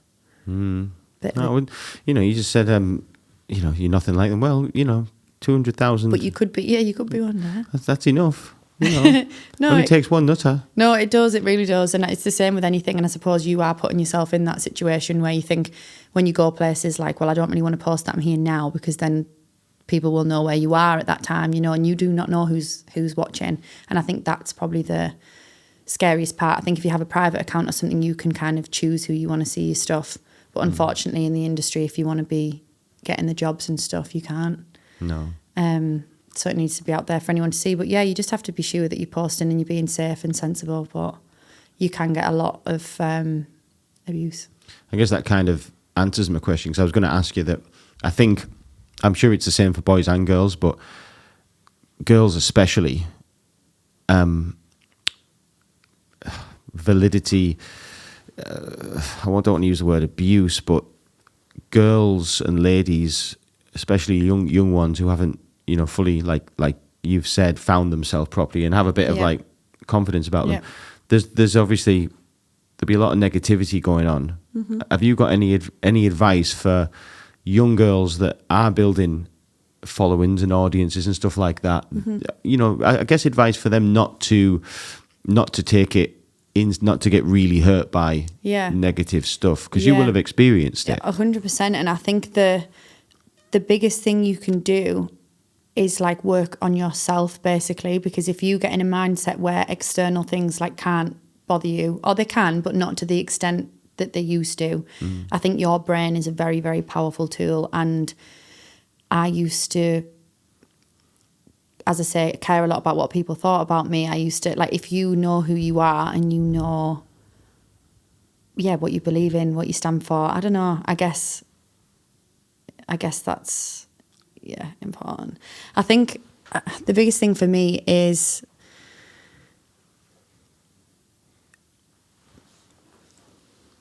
it's just learning to not take things personally, basically. I think that's the biggest thing that you can do. And I think if you know who you are and what you stand for and what you believe in and what message you want to get across, I think never get involved with anything that doesn't represent what you would actually do as a person, whether it's for money, for anything. Just stay true to who you are and believe in yourself, and don't let the other people, because something as well is, I think when you're doing something different, you're always going to get criticism because you are doing something that not a lot of people do. But I think, as I said before, extraordinary things come from people doing extraordinary things, and you have to, some Alex Earle's a major TikTok star at the minute. She was posting videos for months and they were getting like, people were like, why are you doing this? What are you doing? then boom, overnight, she's blown up. Now she's at New York Fashion Week. She's all over the world. Do you know, like and if she listened to the people saying like, why are you doing that? They say, don't they, that people laugh at you while you're trying to get somewhere. And then once you've made it, they ask you how you did it. And I think that's really important to just know that anyone who cares or has anything negative to say about what you're doing isn't very happy within themselves. And as long as what you're doing makes you happy, then it doesn't matter what anybody else thinks. But yeah, well said. But there's, what worries me is you've obviously what you would call mentally developed now. I would guess you're a fully grown woman now. I have a worry about young people at school. I don't know why this is probably wrong to say this, but especially girls. Maybe because I've got a little sister. You know, that's probably why I say it. Yeah. But the comparisons going on. You know, young girls that, you know, they don't look like supermodels. And they're looking at the supermodels on the social media platforms. And it's all very well, you know, you and I sat here now and saying you need to be headstrong, you need to believe it. Let's face it, 99% aren't. No. And 99% of people, when they're seeing, or young people, when they're seeing stuff like this, it's really toxic and it's really not doing them good at all. No, it's not. And you're constantly, before you've even developed, you are just looking at, I think like editing is so rife right now. Like there is not a photo, you won't be able to tell that that's been edited, but it has been edited 9 times out of 10. People can edit videos. You can edit every part of yourself in a video. You can do crazy things. And obviously you are only posting the best things. But I think everyone getting a lot of work done. Everyone wants to look this certain way. And you are constantly just comparing yourself. And I think the biggest thing that you can do, which I know a lot of people aren't going to want to do, is protect. You know, if you're looking at something and it's not making you feel good and you are comparing yourself, and it's like, you need to stop looking at that. Like you need to stop, because it's achieving nothing other than making you feel terrible, really. If you wake up on a morning and the first thing you do is open your phone and you've allowed, you know, all this energy to access you and get into your brain and get into your head, and I don't know, you're not focusing on you and what's important. You're just too busy. Like it is just being consumed by what appears to be on social media. And I do think in this day and age, it is really damaging to see how early people are wanting to get filler and change everything about themselves. And self-acceptance is obviously the easiest thing in the world to say, but to actually put it into practice, it's not easy. And I think for women, it's as if you're only going to be successful if you're attractive, or you're only going, you know, like, it's as if everyone's striving for this perfect, that they fail to see what they've got already within themselves. And I think the best thing you can do is just, once you become a good person, or when you're trying to be a good person, everything else, like that you can walk in a room and there can be a girl next to you who can be the most beautiful thing you've ever seen in your life. But if you have confidence and a smile and energy and you're giving something like that, that doesn't mean that, you know, it's cliche to say looks aren't everything, but yeah, I worry as well, because I'm guilty of it. I'm constantly looking at people and wishing I had a different this and wishing I had a different that. It was different before, when you're not constantly consumed by everything else and constantly wanting what you haven't got. But yeah, just know that none of it, 99% of it is not real. So you'd agree with that statement? I was going to ask you that. Do you agree with the statement, social media is not real? It's not the real world? I do. I really, really do. I think that's why I'm glad podcasts and like vlogging and stuff are coming, in YouTube, because people can actually record or be themselves, look like themselves, get themselves across. There's just so much more to life than that. But I know when I was young, I mean, I'm ginger for one. I was very pale. I was very freckly. I was very, everything I wanted growing up, I didn't have. Like, I spent my whole life just wanting to look different, to change everything about myself, to look like a Barbie doll. Yeah, to look like what I thought boys would find attractive and what I thought that, you know, anyone would find attractive. And I got a little bit older and I started to, you can change things, you can put fake tan on, you can dye your hair, you can change everything about yourself, which I did. And you start getting this attention off the boys and you're thinking, woohoo, my life is made, I'm getting it, this is great. And then you start to realise that you don't actually necessarily want it or need it. And it's, I don't know, I was definitely trapped in caring about the wrong things, caring about what people thought and caring about appearances. And yeah, underneath it, work on being a good person is what I would say. But I know that it's very, very hard, and everyone wants what they can't have. But looking back now, when I was younger, all I ever wanted, I used to wear tights underneath my trousers to try and make my legs look skinnier. Do you know, like those sucking? Because, No way. Because at the time, everyone wanted a thigh gap. That was the trending thing, a thigh gap. So I used to wear my tights to try and like pull my legs apart to make them look thinner. And now, Kim K, everyone wants big juicy. Like the trends are just never gonna stop. You can't chase that. But I think, self-acceptance is the biggest thing, and just to know that anybody who loves you, like, they don't care. No. Why try? What I'll never understand is that you're putting, like, I'm guilty of it myself. You're putting all this makeup on, you're posing, you're posting all this stuff, you want to look perfect. But for what, really? Because as soon as people meet you, that's all going to go away. So it's like, who are you actually trying to impress? Because anybody who's meant to stay in your life is going to love you exactly the way you are. That's a great point, that, actually. There's no point in like pretending to be anybody else. Yeah, well said. I like that, Christy. That's a good point, that. And it does make you think. We all do it. I'm guilty of it. Many people are guilty of it. Aesthetics this and doing this and hair dye that and six-packing this. Like, all right. But when you meet somebody that actually means something and will mean something, they're going to see you at your worst time. They're going to see you sat on the toilet with diarrhea. They're going to see you when you first woke up. They're going to see you with bad breath. And all that's gone then. Yeah. And that doesn't matter. It's a great point, that so why do we do it then? Yeah, why do you do it? Because that doesn't matter. No, but it's all for appearances, and that's why I think, you won't post the... It's peacocking. You won't post the ugly picture. You want to come across as this amazing, perfect person, but I think the attractive thing now is people who can not be perfect. That's what's coming into fashion, when people can be real. And still not down with hairy armpits, like, but, you know, no offense to anybody that has them, but I'm just saying I'm not really into them. Like, men, women, both. No one. Probably both. You know, to be fair, like, I wouldn't want a mouthful of anyone's, really. Why? Do you know what I mean? Why would you have a mouthful? But great point, that, actually, Christy. I like that. But then the argument could be, if you walked around and you made no effort whatsoever, right, then who are you going to meet? No, and it's true. And I think that confidence, like, I've got a new thing where I'm trying to, like, look presentable even when I'm not really doing much, because I feel like it changes my confidence. Like, if you go to the gym and you feel like you look better, you're probably going to perform better. Like, if you can go into a bar and think, I look good now, like, do it for yourself. Do you know, like, do it for yourself and to become across, and people, for the confidence.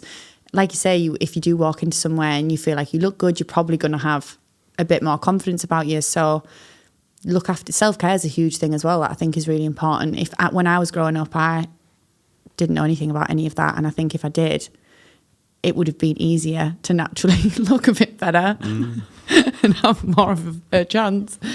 But that's a massive thing. You're right. I think a lot of it that gets missed as well, I suppose it is making a bit of a rise, certainly more eyes going on it, that like diet and, like you say, a healthy lifestyle and stuff like that can make an ugly person glow. Literally, do you know what I mean? Heal from the inside. Yeah, that's what I'm learning now, that you can, like, instead of plastering my face with makeup to try and cover things, like, change your diet and drink 2 litres of water to get your skin better. Like, look after yourself, and I think the rest will follow. Like, there's so many things that can naturally make you feel better about yourself, whether that's your hair, your nails, everything, the little things, just to feel a bit more put together.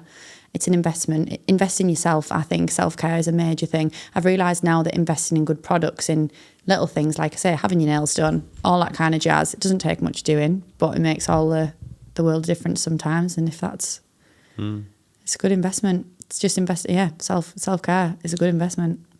Through something I wanted to ask again, you don't have to answer if you think it's something you don't want to answer. Okay. But obviously through this music career, right, that's ongoing, still climbing. Yeah. Through this very male-dominated industry, through the influencing, through the modelling, promoting, everything that's everything that's involved in it. Yeah. Have you ever been in any uncomfortable situations? Any situations where, I don't want to use the words like Harvey Weinstein, but you get what I'm saying, like that Yeah. sort of stuff. No, it is. It's very, very prominent, and Like people take advantage or try to take advantage. yes, and there's a major thing, and this is what I was saying before about doing things for free or doing things for whatever and empty promises. Like a lot of, and especially, it does seem to be men. There wasn't many female, like DJs or musicians or anything that kind of came about like that. But there's often, especially it's hard as like a young girl and a musician, and when I try and do my modelling and all the rest of it, a lot of the time some people are interested in working with you when actually they're really not. No. I think it's very important to establish what they want, and it can be very, very intimidating for it.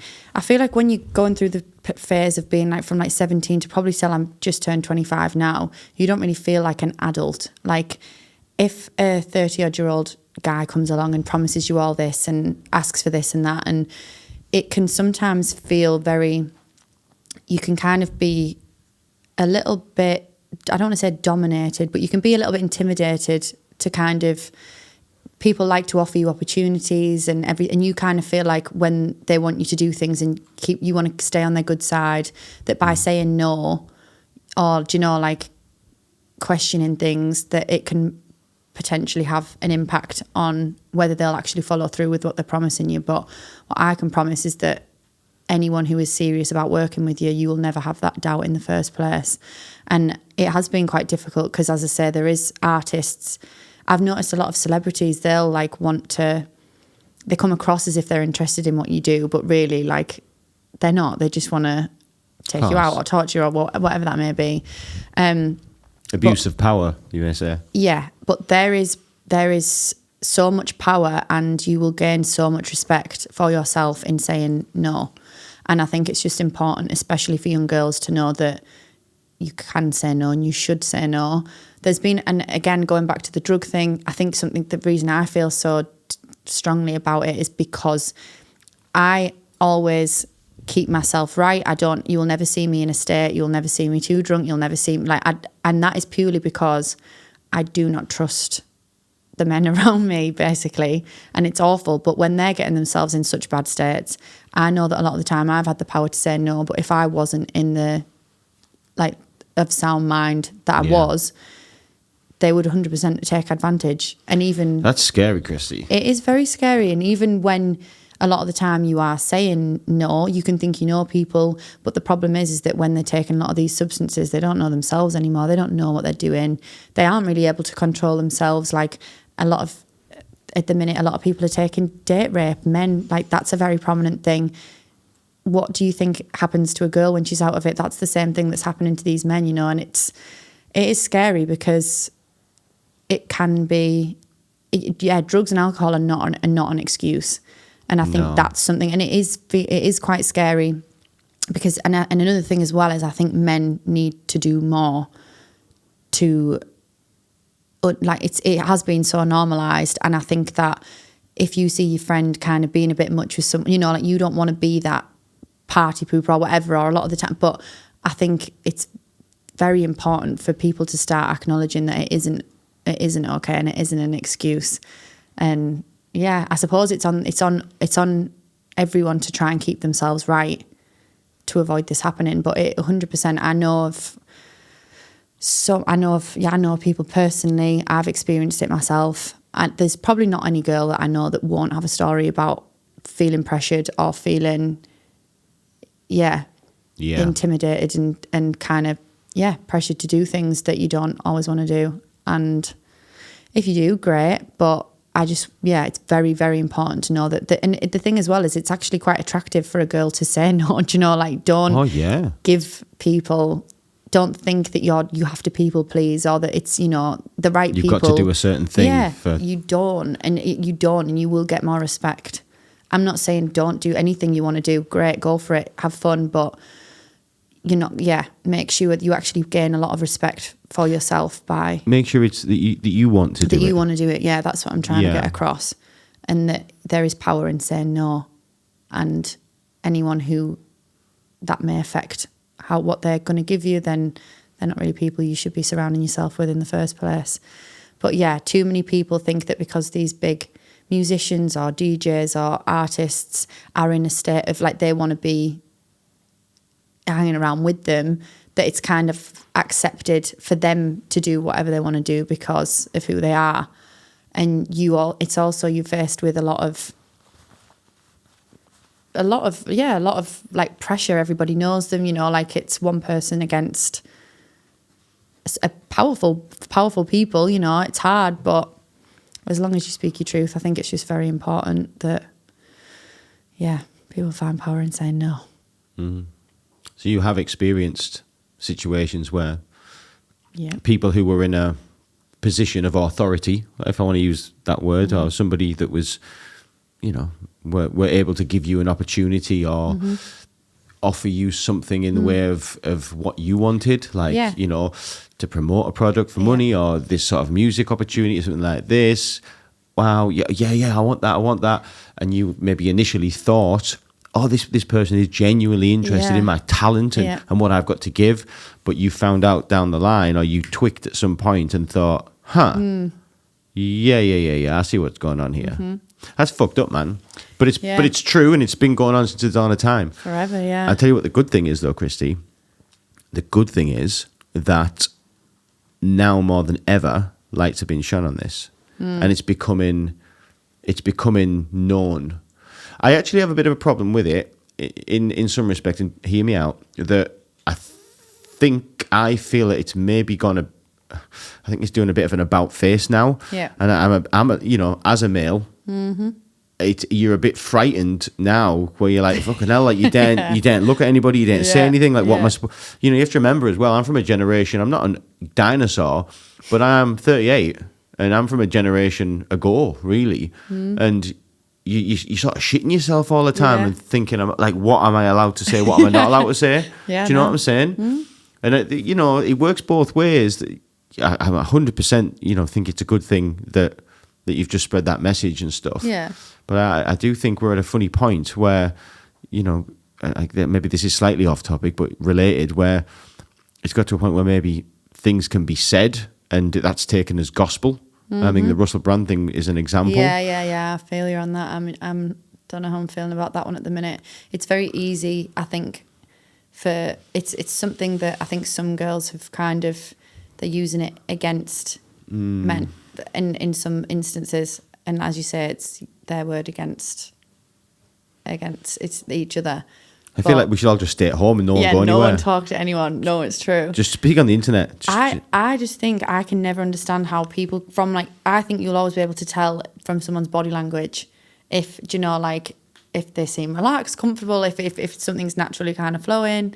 And I think that, or even just from their words or anything. What do you mean by that? I'm interested. What do you mean? So I mean, when two people are connecting, or when you're out or you meet someone for the first time, or you go around someone's house for the first time, or anything, I don't know, I think that you can tell a lot without having to say anything as to whether somebody is openly interested in certain ways and stuff. And I think if anyone gives off any instance they're not, and you keep trying to tell them they are, would you say you've relied on sort of a sixth sense in those situations? Yeah, no, and if a girl is interested, you'll know about it. It's as you'll know, they'll make it obvious. But yeah, it is a hard one because But all I think is that there's been just way too many situations where people have been knowingly uncomfortable, and it is obviously a biological thing as well, where men are physically stronger than us. Men are,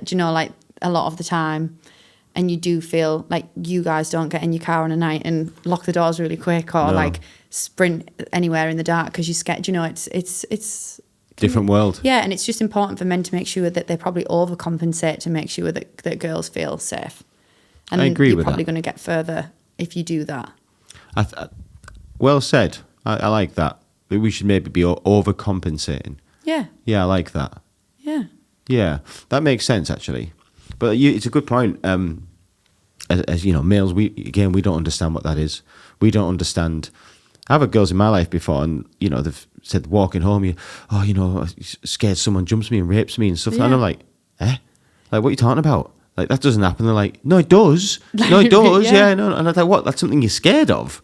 Yeah. Like, I've moved to London and I will get off the train and I have to walk to the car park and I will sprint there to my van. Like my life depends on it because I am that petrified all the time. Because if you're in a dark place, you're in anything, it does happen so often due to people being unable to control themselves. It really does. Unable to control themselves. Like, what the fuck's that for a phrase? What do you mean? Like what? So there's people out there that can't help but rape. Well, like, yeah. I can't help myself, have to rape people. Is that what we're saying? Is that where it is now? Evidently, there is. That's a bad habit, that, isn't it? A very bad habit. What you do, I smoke. What you do, I drink. What you do, I rape.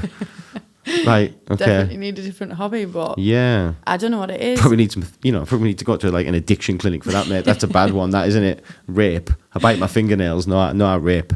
No, but it's right, and there's a lot of characters in society at the minute, or I don't want to name any names, but that are kind of putting ideas in men's heads, I think, sometimes.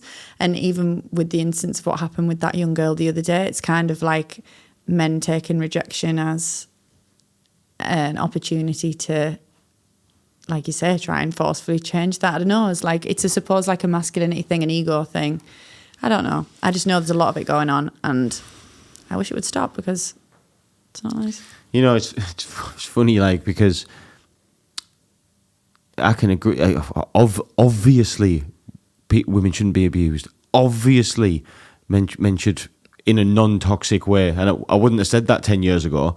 I wouldn't have said, too much masculinity. Now you have to be careful how you say it. But obviously, men should respect ladies and they should protect ladies, and it should be a gentlemanly situation. Again, even as I'm saying this, is like, you're a misogynist. No, I'm not. I'm just that's how my nana and granddad were. Do you know what I mean? That's what I was taught by 90-year-olds. Do you know what I mean? Like, doesn't mean nothing bad. Do you know what I mean? I'm just saying, like, you know what I mean? But, and it should be like that, and women shouldn't be made to feel like that. And it's good that lights have been shone on it now. And I'm happy about that now, that that's a thing. Yeah. But it comes with its own, like I say, the other side of it, where like nobody dares fucking move anymore. Like nobody dares say anything. Like you can't make eye contact with people. You're scared what word you're using. Like, am I being inappropriate? Like, if you're walking down, like I say, a dark street, and there's a girl like there, does it ever clock in your brain like she probably thinks I'm gonna murder her right now?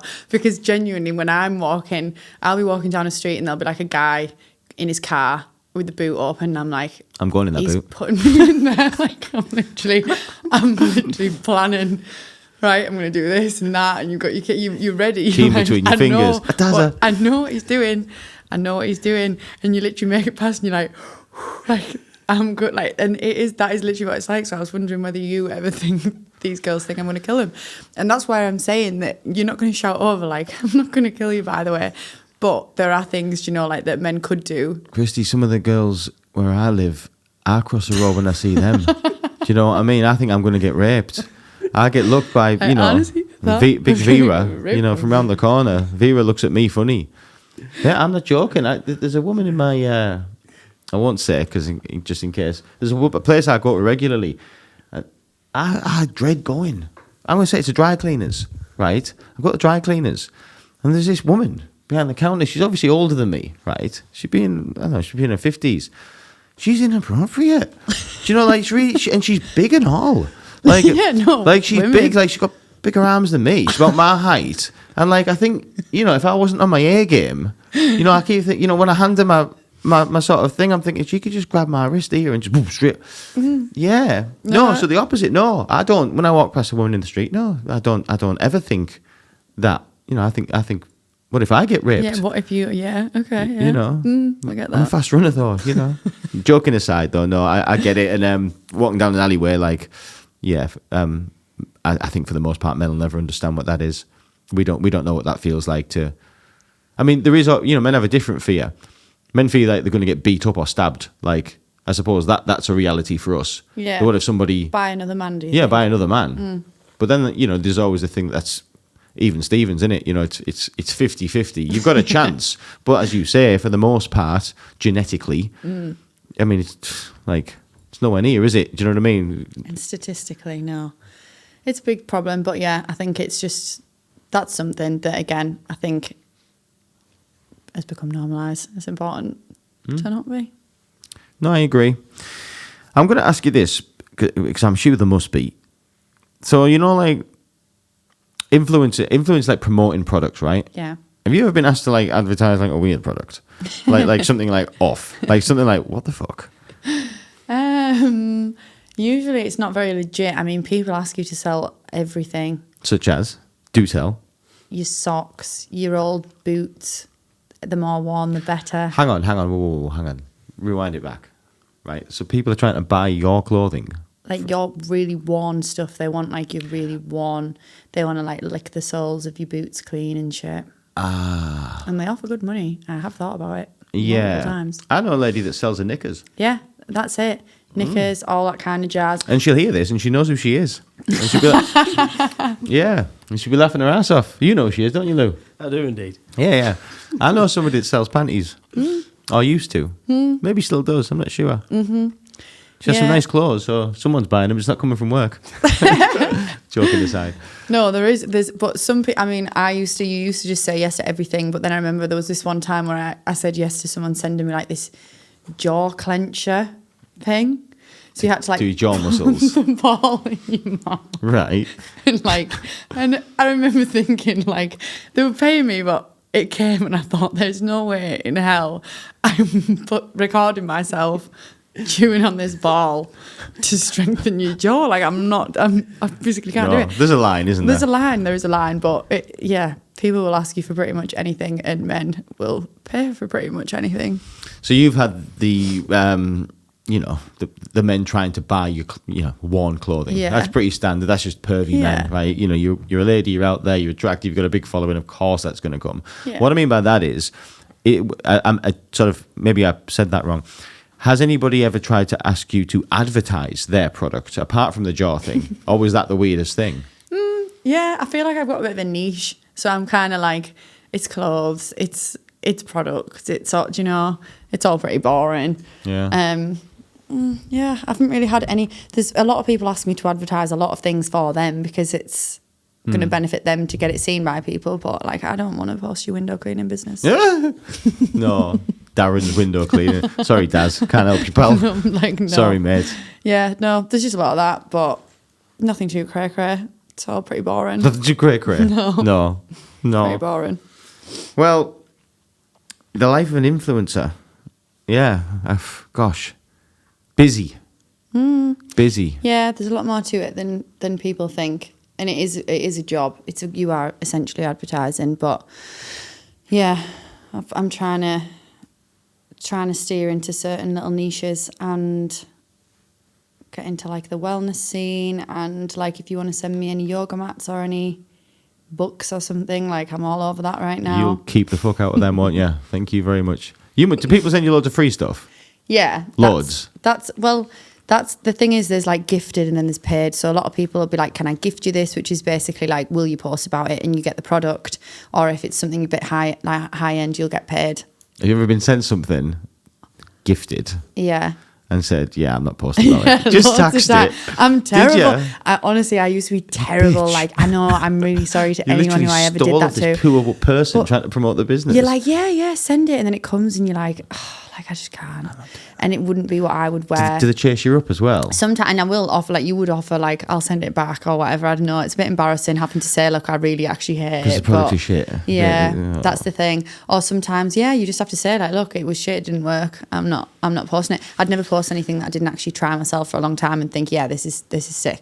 Otherwise, people know that you will just post anything, and I will not do that. I ignore like 90% of people asking to send me things because it's just waste, and I'm trying to be a bit more sustainable and also only bother with, because it is a lot of time. It takes hours to do that. What, to post a product? Yeah, like you will literally get the product, have to like record whatever you're going to do, get yourself all ready, edit the product. It is a long procedure. You can't just do it in your pajama jumps and no makeup on. You got to get dressed up, get ready. You've got to literally like go to work and do it, and it's like trying to fit that in around everything else that you're doing. So like it's very people really underestimate. You might see a girl stood there trying on loads of different clothes and think, yeah, that's easy. But really, setting it up, finding the lighting, it's a full day's work to get one video for a brand. And it's like, you have to be selective with what you do and what you stand for. But it's a lot harder than people think. Like, I would like to see a lot of people get sent stuff and create something that's just, you know, like that people actually want to watch and that's going to sell stuff. Like, it's not that easy. It's true. Like, I mean, you know, I'm guilty of it. I've seen, you know, I am on social media and I've seen so many girls will do like a reel or a video. Yeah. I'm sorry to sound old, I don't know what I'm looking at. Yeah. But it'll be a 20-second, 30-second thing of them looking in different stuff. Yeah. And like, you think, to the untrained eye, you think, that was like 10 minutes. Yeah. But it It's wasn't. not. Because there's editing. Yeah. There's the shots that didn't get kept. Yeah. You know, you kept maybe, you know, one of 50 takes. You know what I mean? So yeah, I can see. And now you mention it, like, I suppose like you can see. You post doing a stupid TikTok dance or something, like you've done it wrong 50 times. Do you know, like by the end of it, you're sweating and you don't want to do it anymore. Yeah. Like, it isn't as easy as just sometimes things come off the whim, but it is very hard work. And people definitely, if you are going to go into it, then I think definitely make sure you've got the time to commit to it, to do it properly, because people think it's easy and it's not. No. It's really not. It's a full-time job. Well, yeah, I mean, I would never think that there's that much into it, but I suppose it makes sense. Yeah. And learn how to do everything yourself. The one thing for me is I read every single contract, every single invoice, like a lot of people have management and they don't really know what's going on, which is fine. But I always think it's best to know exactly what you're signing up What for. do you mean read the contract? What's at risk of not reading the contract? Well, if you don't do certain things within certain time frames, and you know, like when I got to go with a phone company to Coachella, which is incredible, but it wasn't until I actually got there and read the fine print that I realised just how much was actually forced from me. Otherwise, you're not going to get paid, basically. And it is so much work, like What? so much work. It might look like you're having fun at a festival taking pictures, but you're having to like get them while you're at the festival, edit immediately, like speak on different time zones. If you're not meeting the requirements, they aren't going to pay you ultimately, and it is a lot of stress and it's very difficult. Like, if you don't get that right thing, they're not happy. So you could go to somewhere, say Coachella, for example. You could do a version of promoting this product, Yeah. but because you didn't read the contract and you didn't do something specific within that contract, You cannot get paid, and they could just they've go, got the right to and they not still pay keep the you. content or not? Yeah, they can do whatever. It's like if or however that might work, but yeah, that tends to be the thing that you're not going to get paid, and it is pretty important to. It's all pretty contractual. There's a lot of money on the line and stuff, so people don't realise just how much money is in this kind of stuff. A lot. Yeah, can be if you're good at it. Well, there's some wise words. Either have a legal team or read the fine print. Yeah, So- get a good lawyer. Tell me about the Garden Cinema Company. What's that about? So the Garden Cinema Company is, I basically am obsessed with the forest and the trees and being outside. I just love it. I want to live outside. Except for naked. dark alleys. Except for dark alleys or anywhere with men. But no, I love men, really. Basically, the Garden Cinema Company is a business that I run where it's like teepees and cinema experiences in people's gardens. I think a big thing with everything I do, whether it be singing at weddings, I want to give people a good time, basically. I want to enhance the experiences and make them better. So at weddings, I want to make sure that everyone is singing and in good spirits. At parties, I want to make sure they've got sick teepees with amazing decorations that I would love myself. And that was something that I ended up doing for the past couple of years, and I've learned a lot from that. It's teepees, inflatable cinema screens, indoor cinema screens, like house make. I can't, again, made it up. If someone asks me for something, like, I will figure out a way to do it. I will find out how to do it off YouTube and I will charge them for it. But it's where there's a will, there's a way. But Invoice attached. it's essentially, and I've learned so much, like dealing with customers. Like when people are paying quite a lot of money for these experiences, there's a lot on the line, there's a lot to deal with. And I've always wanted, I have never been very good at doing what I'm told. That's never been a talent of mine, no. No. Quite the opposite. Wayward. I had a job recently and my boss literally said, like, you are not you are not employable. She was like, but that's a good thing because neither was I. She said, and you're probably going to work for yourself. Feral. Yeah, and that was that. And I'm not good.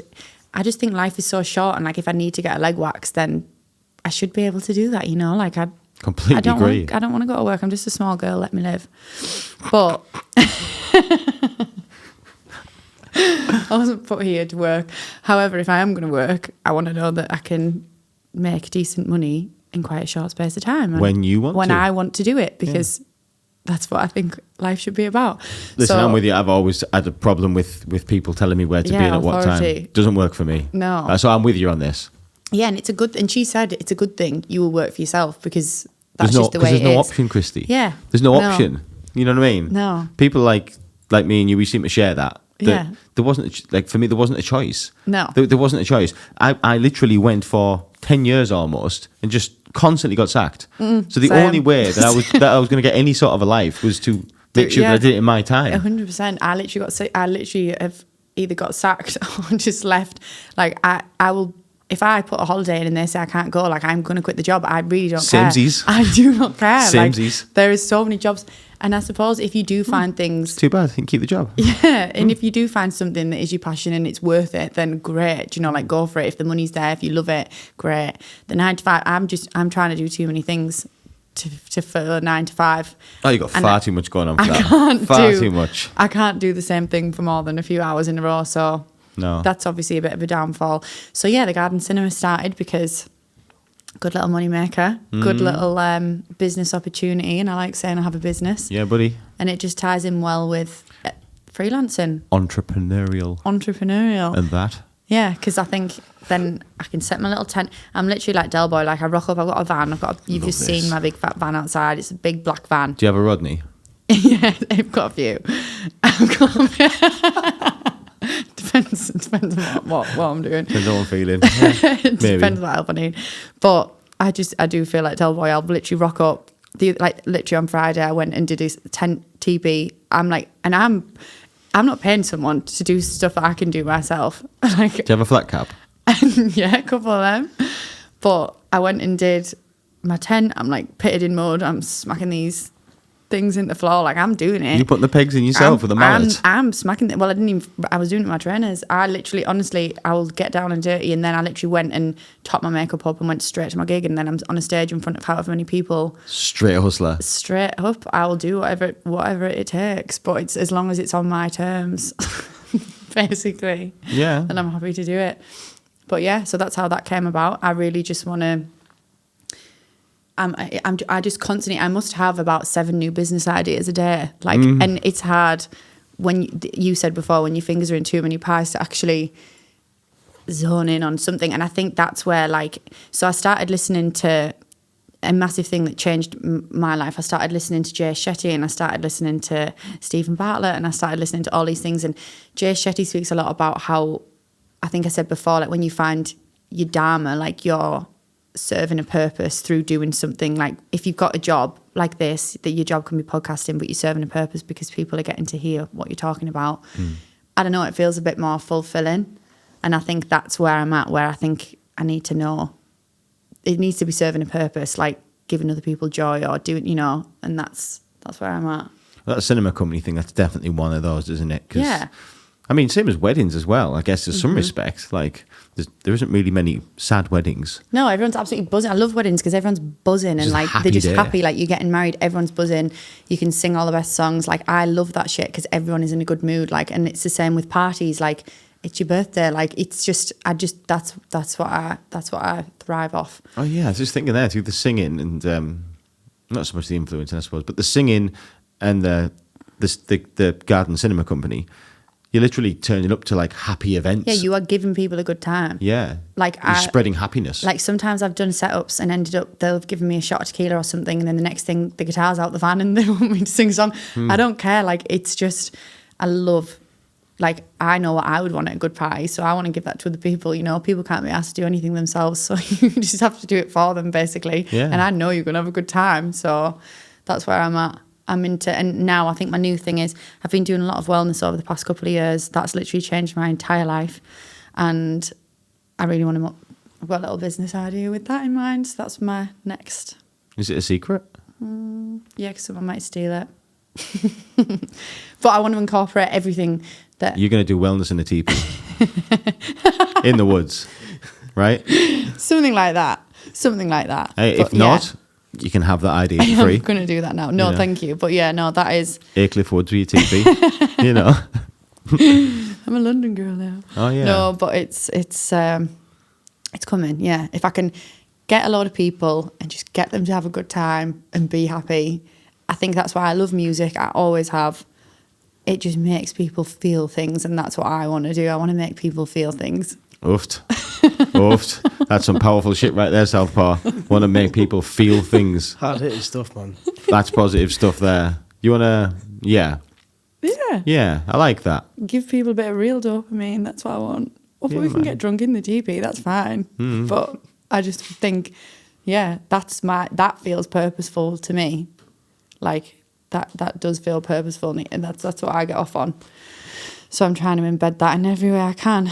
And that's even with the influencing thing. Like the only thing I rhyme on about now, I went on a night out on Saturday and I think about 6 people spoke to me about yoga.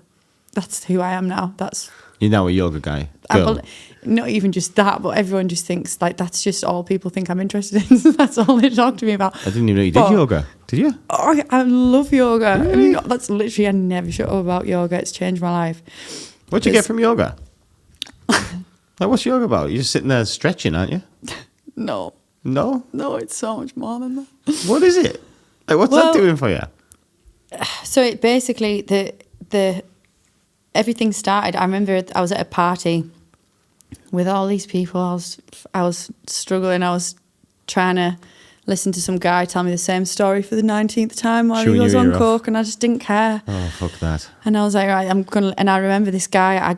I had one conversation that really interested me, and he basically told me that he'd got this little 6-minute diary, and it had changed his life around. And I was like, okay, give me some of that. I want that. If whatever it is, Sold. I'll try it. Sold. And I got it, and it was basically like, it's a 6-minute. So it's a gratitude diary basically. Okay. So you do 3 minutes on a morning, 3 minutes on a night, and on a morning you'll say you wake up and the first thing you do is 3 things you're grateful for. So like the more you do it, the deeper you get. You know, at first you're like, my family. Well, obviously you are always Where'd you go after grateful that for them. though? No, you always are, but it's more specific things, just things that you can wake up and think like, I'm so lucky to be alive. I have so much to be grateful for. Like, this is great. Right. Then it'll say how you're going to make today a good one, and you'll say, I'm going to do this and I'm going to do that. And you hold yourself accountable because you are writing it down. Do you know, like all of these million things, or it's like, I'm not going to let things affect me today and blah, blah, blah, blah. Give yourself a little positive affirmation. Mine's usually life's what you make it. So let's make it rock. It's from Hannah Montana. Moved. Not really. And then it'll be, then at the end of the day, you'll say like a good deed you did. If you didn't do one, what could you do for someone else? Because I think the biggest thing, when you actually look back and think, what have I done that was good for someone else today? And then sometimes you think, nothing. So I'm going to do something tomorrow. And then how you'll improve. And then 3 things that happen that day that you're grateful for, that you're happy about, for good things. And it can be, and it's basically learning to appreciate the little things and the small things. And then within that, it's your weekly habits. So I started trying to embed habits and how important they are. And I realised that like 10 to 15 minutes, so I'll wake up, I'll do my little journal, and then I'll do my yoga. And it's like, when you stretch, basically, you hold tension in every part of your body. So you don't realise it, but then the older you get, obviously, the less mobile you are, the less you're using it. Like, if you don't, basically, you'll start and it'll hurt. And then when you're focused on breathing into that, all the rest of your brain will stop. And you'll have this nice little bit of quietness, and you're literally releasing the tension from your body. I literally had to go to hospital with migraines, panic attacks, like non-stop migraines. That they tested me. There was no more tablets for me to take. I was going to neurologists, as if that's what they're called. I was going. What? I have never had like that. That was taking over my life, and I tried. They were stripping things from my diet. They were doing everything, but ultimately, then after years of when moving out, I realised that it was literally just stress and tension that was being held up. And now, from me just taking the time to just think about things differently, to just, if I don't start my day off in the right way and with the right mindset, it's so easy. Like the first hour of your day is so detrimental to how the rest of your day is going to go. I agree with that. And 100%. yeah, I know you're big for 100%. morning routine and Totally. yeah. You can fuck your day up in the first 20 minutes. Yeah. very important. Yeah. Yeah, I agree. Sorry to interrupt. No, but carry on. I love that. And that was something that once I learned that, it really started changing everything, because you are in control of what kind of day you want to have. And even if things do go wrong, it's just, and for me, it's just that little bit of time that I can give to myself, a bit of commitment. It's literally releasing the tension from my body. It relaxes your central nervous system. It increases your muscle flexibility. It reduces your chances of having an injury because you're stretched. Flexibility and stretching is most injuries. Yeah, it's the key to just keeping mobile. Like, the older you get, the more important it is to do it. And I just know that from my my whole life has literally transformed. Like, that tension has gone. Really? I do not really get headaches anymore. I literally don't. Like, you have to think about it. You're not getting a headache because of a lack of cocodamol or ibuprofen. That's not why you're getting the headache. There is something that is, causing the stress or the tension or whatever it may be. And I think it's really important for people to since I started meditating and doing yoga and stuff, I just feel like I'm never really ill. I never really I just feel so much happier. Well, all the drugs do is numb it anyway. Yeah. It's not fixing the problem per se. It's not. If you have a headache, you have a cocodamol, as you say. It's just numbing a pain receptor. It. Yeah, you're not actually figuring out what's the cause of things. And 9 times out of 10 is lifestyle change. Like, I was literally, when I said before about thinking about fainting and panicking, like, I was literally going into hospital from having panic attacks. Like, that bad. Like, I didn't know what it was. I didn't know what, and that's another sign of fainting. If you stop breathing and the oxygen stops going to your brain, you're going to pass out. That's what happens. And I was literally, and the only thing that changed that was me getting control of my mind. Like, I could take any propanol or anything under the sun, but until I actually made lifestyle changes, that's when everything changed. Like, if you don't control your mind, it's going to control you. And I think that things like, meditation, yoga, just setting your day with the intention and thinking of just calming down a bit. I was just constantly on, 100 miles an hour. Yeah, like, if you're not on your phone, you're doing this. If you're not watching TV, your brain is just constantly consuming. Fries. And I started listening to all these books and podcasts and everything about learning to just shut your brain up. And it is a practice, because our head is battered all day, every day. And when you actually learn, and it does take a long time, how to shut it up, you've kind of mastered. I think it's a lot about, the way I look at things is I do agree with everything you just said, but it's like chaos and order. It's something, I heard it through Jordan Peterson, but I think he has a slightly different way of, or a slightly different meaning, but I made my own version of it, I guess, that with a bit of his. Chaos and order is like, you need a balance between the two. Like, you can't have, obviously, you can't have total chaos, because you're just going to end up fucking, like you were, like up the wall, just all over the fucking place. And that's, God knows what that brings. But then you think, well, I need order all the time. No, you don't need order all of the time. No. Because then you're not getting anything done. Like, you have to have a balance. And I sort of now, since going like teetotally some years ago and, doing my own version of the things you're talking about, really discovering what's going on in here and trying to get it into perspective and into control, I always check myself at various points through every day. Nobody knows I'm doing it, but I have like a little chaos and order, like ometer. Yeah, so chaos is here and order is here.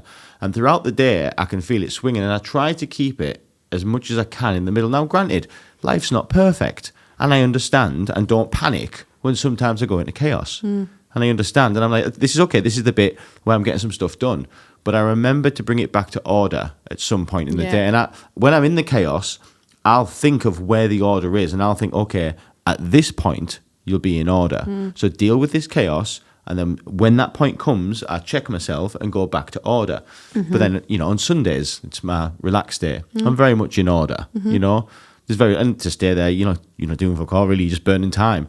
And that's okay. Because I used to, once upon a time, I'd feel panicky that I'm not doing something. You have to be doing, like I'm wasting time. What am I doing? I'm lazy. I should be doing something. But that's all right, because chaos is coming. Yeah, and in order to function, like, if you don't rest with intention, you can't function, I don't think. Like, just because you're laid on the couch on your phone doing a million things, like, you're not fully resting or relaxing or switching off. Like, I think that's why it's really important to just get away from everything for a little while and just check in with yourself, like you say, get to know yourself, know how you're feeling, know where you're holding pain, know what needs to be worked on, and it's changed my life. I think. Yeah. You know what I'd say for some people, and I'm not saying everybody, could do this because maybe it's work or commitments or whatever, but turn your phone off for a bit. It's something I've tried. Something I need to do. Yeah, no, I've tried. I'm not saying days, but get up, on your day off. If you have a day off that's less busy, and you're at work, get up, do your stuff on your phone you need to, but then give yourself a 6 or an 8 hour gap. Maybe be the lead up to before bed. Just sit and plan it in advance. The people you need to speak to, you tell them, say, I'm putting my phone off for a bit. Yeah. And just give yourself that break. Go and put it in another room. Yeah, because it's as if you have a constant thing at the end of your arm that just gives everyone access to you. And if you're not, like, I know, for example, if I don't reply to my mother within 10 minutes, I have another 75 texts asking if I'm alive or dead. And it's like, you love them so much. But like you said, if you just say, I'm not going to be on my phone now for a while. But they say, don't they, if you wake up, and it would be like opening your eyes and opening the door and letting 100 people run in your bedroom before you've even got a chance. That is the same thing as opening your phone and just filling your brain with Totally everything that everyone else is doing before you've even got a chance to go for a So I'll second that. That's something I started doing, and I borrowed, that wasn't my original thinking. I heard somebody online say, try this. Obviously your phone wakes you up, but I've now got in the habit of, for the first 30 minutes, I don't look at it. Yeah, don't. Just for 30 minutes. Just so my head can come out of that what the fuck's going on mode. Yeah. And to the point, and I know when it is, I can feel myself like, I'm here now. Yeah. Like my walls are built. When I Yeah. first wake up, my walls aren't built.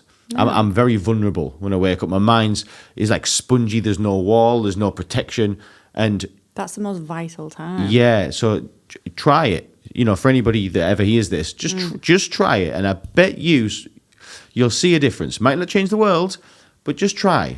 30 minutes, turn it off. Yeah. Don't and look. It's true, isn't it, that when you haven't got that to sit and aimlessly scroll on, you're like, what do I do now? Like, I went to London and I'd just got the brand new iPhone 14 at the day it came out. I'd been waiting for my upgrade for about 7 years and I was buzzing. Got down there, I'd literally been down there a couple of hours and someone nicked it out my bag. I was absolutely heartbroken. And I was on the way home and I'm like, do I draw? I was looking out the window thinking, like, what do you do? I got in my car and I thought, like, I do not know where I'm going right now. I have no sat nav, I have no phone. Like, you do rely on it for absolutely everything. But, and it's, again, a lot of people's work, you're caught up, you're on your phone, you have to, you have to be answering people, you are constantly accessible. My dream weekend is like, take me to the forest, take my, like, do you know what I mean? Just like switch off. I think we have to learn to live with these devices, because these devices, I'm not in the camp of these are the worst thing that's ever happened. No. These are phenomenal. These have connected the world. What we're able to do through these things is like a miracle. It really is a marvel. Like, it's one of men's greatest things, in my opinion. Yeah. But remember who's the boss. And these things, do you know what gets me about these things? These tell you when you will look at it. You don't tell it. You're not deciding. What you think in your day life, in your everyday life, and this will be everybody, you don't think, and when I say you, I don't mean you, I just mean generally. You don't ever say, right, I'm going to check my WhatsApp now and go on and look at it. Rarely that's what happens. Normally it'll go and it'll tell you, you look at me now, and you end up so it's telling you. I call it shouting. So I try not to let my phone shout at me. So I'm an asshole. I have everybody in archive, except me mum. The only person who's allowed to shout is like me mum, me nana, a few people. Every single contact I have is archived because it's bad chemistry. I figured out, and again, this wasn't my original thinking. This was something I heard online of somebody saying, no, think about it. When do you decide to look at your phone? Or is it telling you when you will look at it? So I'm like, well, listen, I'm a control freak. Like, no. Like, you're not telling me. So now, no, it's on silent. I airplane mode it. I archive people. Not saying my life's changed or nothing, but this doesn't do me head in. No, but it's true, because that is what the purpose of everything on there is to do, is to get your attention and distract you, and I'll be in the middle of writing my nice little la-di-da, and then Instagram pops up and so-and-so's messaged me and I need to like reply, and then I've lost everything that I was in the middle of doing, because like you said, it's taking control. And I think it's like finding... Remember who's the boss. We're the boss, not it. Yeah, no, you're right. It's a great device, and we can do a lot with it. Fantastic. But just, don't ever let it tell you what to do. Yeah, and I've seen a lot about how constantly consuming, other people, there's like a tank, and it's like you're taking in like TikTok, Instagram, Twitter, whatever, but then the tap and the valve that's dripping out your creativity is basically empty because you aren't just like using the time to kind of think of things or create. Or half the time I can't even watch a TV program because I'm that distracted by my phone. I don't sit and do a painting or something that'll make me, like create for the crack. I'd rather sit and scroll on, and for what? It's just full of, and I've realised recently there's so many people, you're just watching they're not they don't care, they don't say anything. It's just doesn't matter for everyone who's just watching. And I think when you do something impressive that you've actually taken the time to do, that's cool. Do you know, like that's cool. But half the time it's just for the sake of it, and I'm learning that the hard way. I definitely need to get off my phone because I think a lot of people do, Christy. I think it's just a thing. It's what's happened. You know, the design. Let's be honest. They're doing what they're designed to do. Yeah, That's the plan. I'm not saying anyone's perfect. Is the times that phone shouts at me? Yeah, sometimes it shouts at me, and I catch it doing it. I think, bastard, you got me there. Do you know what I mean? But yeah, I think just try it. Just everybody, whoever hears this in the time to come, and spread that message in your socials as well. Just remember. Stop listening to this shit and get off your phone. Yeah. No, it is right. It's so detrimental. And I think that is taking over so many people, where your brain, like I'm even just having access, like once upon a time, if you were in a relationship with someone and they were out having conversations with people, you don't know who they're talking to, and you're not hyper analysing what this person looks like. When you're sat and you've got access to who people are following, what people are liking, it's so consuming. And I know that this is a major problem. Like, it's breaking down loads of relationships. It's breaking, like, it's crazy. There's so much. And again, with the comparison and everything, it's like it's consuming. It is, and it's toxic. Very, sounds horrible. Very much so. It sounds horrible. It's very difficult. And as the way you've just described that, I can even hear as you were describing it, I could feel myself getting anxious. Just through the way you describe it. Oh dear, like. Yeah, you've just been out. Like, who's this that you've? Like, no. It is. It's constant. It's constant, and it's like you can receive it and you can give it. It's like you can, It depends. It is very hard to switch off from. And it is very hard. And I'm not in any ways like looking down on anybody or stuff like that. But it's designed to do that. And I think I'm not saying we ever all totally conquer it and we all become absolute Yodas of the phone and social media world. Probably not. But I think we should where we can, just try and make little tiny changes and just try and always be aware of what's going on. And I see what's happening here. Keep checking yourself. Have a little mental check-in. Like every time you remember, right, so what's going on here? Okay, so what's this? How's this making me feel?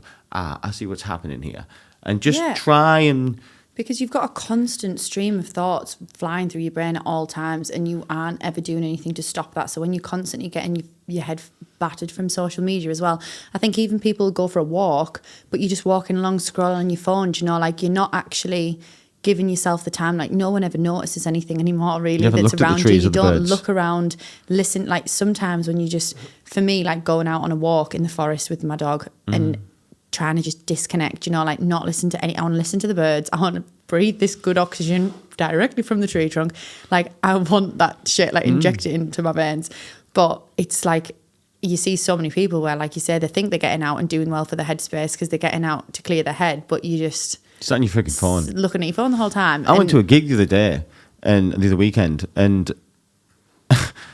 everybody with a phone pointing at the artist singing. Yeah. And I'm thinking, like, you're never going to watch that video again. Watch it. You're never going to watch it again. No. And your memory of it wasn't, I took it in. I started listening to everything, watched all the whatever they call all the shit, the show. Do you know what I mean? And there was people every song, like, phone up. The full thing, yeah. And man. You're never going to watch it. You're never going to watch it. You're never going to watch it again. You're never going to watch it again. Be in the moment. But that is the thing that I think people are struggling with. Like, for me, when I do my yoga or anything, it's basically just learning to be present, because you're constantly worrying about things that are out of your control, or things in the past, or things in the future. Like, I'm trying to just be in the moment and let go, like, of what you can't control, and just gather the reins a little bit on my brain, because I think that's something that we're all of us are all struggling with. Yeah. To different respects. Some people it's totally controlling their life. Some people maybe have a slightly better grip than others. But no one's, unless you're living like fucking Mountain Man with no electrics. Nah, everybody's in it in some way, shape or form. Yeah, it is. It's what they want, and it is meant to distract you. It's meant to keep you in these, so you have to just break out of it and do better. Or learn to live with it, Trying. maybe. Yeah, I'll learn to live with it. It's all about balance. It is all about balance. So we wouldn't want to get rid of our phones. No. But we don't want it to be negatively impacting us. This is supposed to be a positive thing. It's supposed to be an extension. It's supposed to make us better. Yep. Not worse. Yeah. You know? Yeah, and my screen time is disgusting. I'm disgusted with myself. I wouldn't even know how to check. What's screen time? What's that mean? Like, it'll tell you how long you've been on your phone for each day. No way. Yeah. Mine is really, really worrying. But then, like, a lot of I work Mine would probably say to me, are we not friends anymore? Don't mind and say. But that's what I'm dreaming of. Like, I want to get that down because when you look at it, I'm like, that I'm wasting my whole life on my phone. What am I doing? What is it on average, if you don't mind me asking? Mine is probably like 9.5 hours, 9 hours a day. Yeah, but that's your job. What's like acceptable? What would be a right time? Like I've got Well, no I concept. want to get it down. I want to get it down a lot so that when I'm using it, I can do the productive stuff. Southpaw, what's sorry to interrupt, Christy. What's like an acceptable or advised screen time? What's yours? I'm gonna trying to find it now. I'm going to see what mine I actually feel like is. you, Dan. Are we not on the big screen, Southpaw? Screen time. So mine's 4 hours 39 minutes. Okay, that's good. What would an average be? Probably don't know, about let that. Or what's like, what does a health organisation say we should do? Yeah, so I'm averaging 8 hours 33 minutes at the minute a day. So hang on a minute. The average screen time is 7 hours. Oh, that's about, you're on average. Not wrong with that. And that's your job. That's average. Yeah. What's wrong with that? Well, I just think when you actually think about, How'd you do that? I don't check. you're only awake for like not that much longer. Like, what am I doing? But I'm at the stage where like I cannot even make a cup of tea without check. Like, what's yours? No way. What? Oh, is it when you're listening to podcasts and stuff like that? Is that counting as it? I don't know. 7 hours 9 minutes. But I was thinking this: if you've got things running in the background, is that what? It must do. I don't Because- say that for 7 hours, but I'm always playing something in my ear. Yeah, and I'll have. Well, that's what I want to know, whether it's when you're listening to podcasts and stuff. It's but got to be. It's got to be. I ain't staying at that for 7 hours a day. is it? It's got to be. If it's not, I'm terrified. Because if you'd asked me, I'd have said, no, an hour. Listening to podcasts do not count as screen time. So I'm staring at my phone for 7 hours a day. Fuck, there's me proper preaching about leaving your phone. I'm worse than you. It's when What was your average? No, mine's 8.5. That's disgraceful. It's absolutely disgraceful. You should be ashamed of yourself. Fuck's sake. Fuck. Never. 8 hours, 7 hours a day. 7 and 8. Yeah. How do you stay at home for 7 hours a day? How many hours are we awake? Like That's sleep what I'm for 6 saying. hours. So like 18 hours awake. It's like, oh, maths is terrible. Nearly half your day you're staring at your phone. You've got 11 hours on No, your but phone. Yeah, but hang on. Hang on. No, I'm gonna save myself. When I play shit, Yeah. Are you watching the video? yeah. I'll All play a right. video and leave it running. Okay, well, and walk yeah, away with my that'll earphones in. include. That will be included. Yeah. If you were listening to Spotify and locking it like I do, then it won't be. But if you sat watching videos and shit, then it definitely will. So on you a might be all right.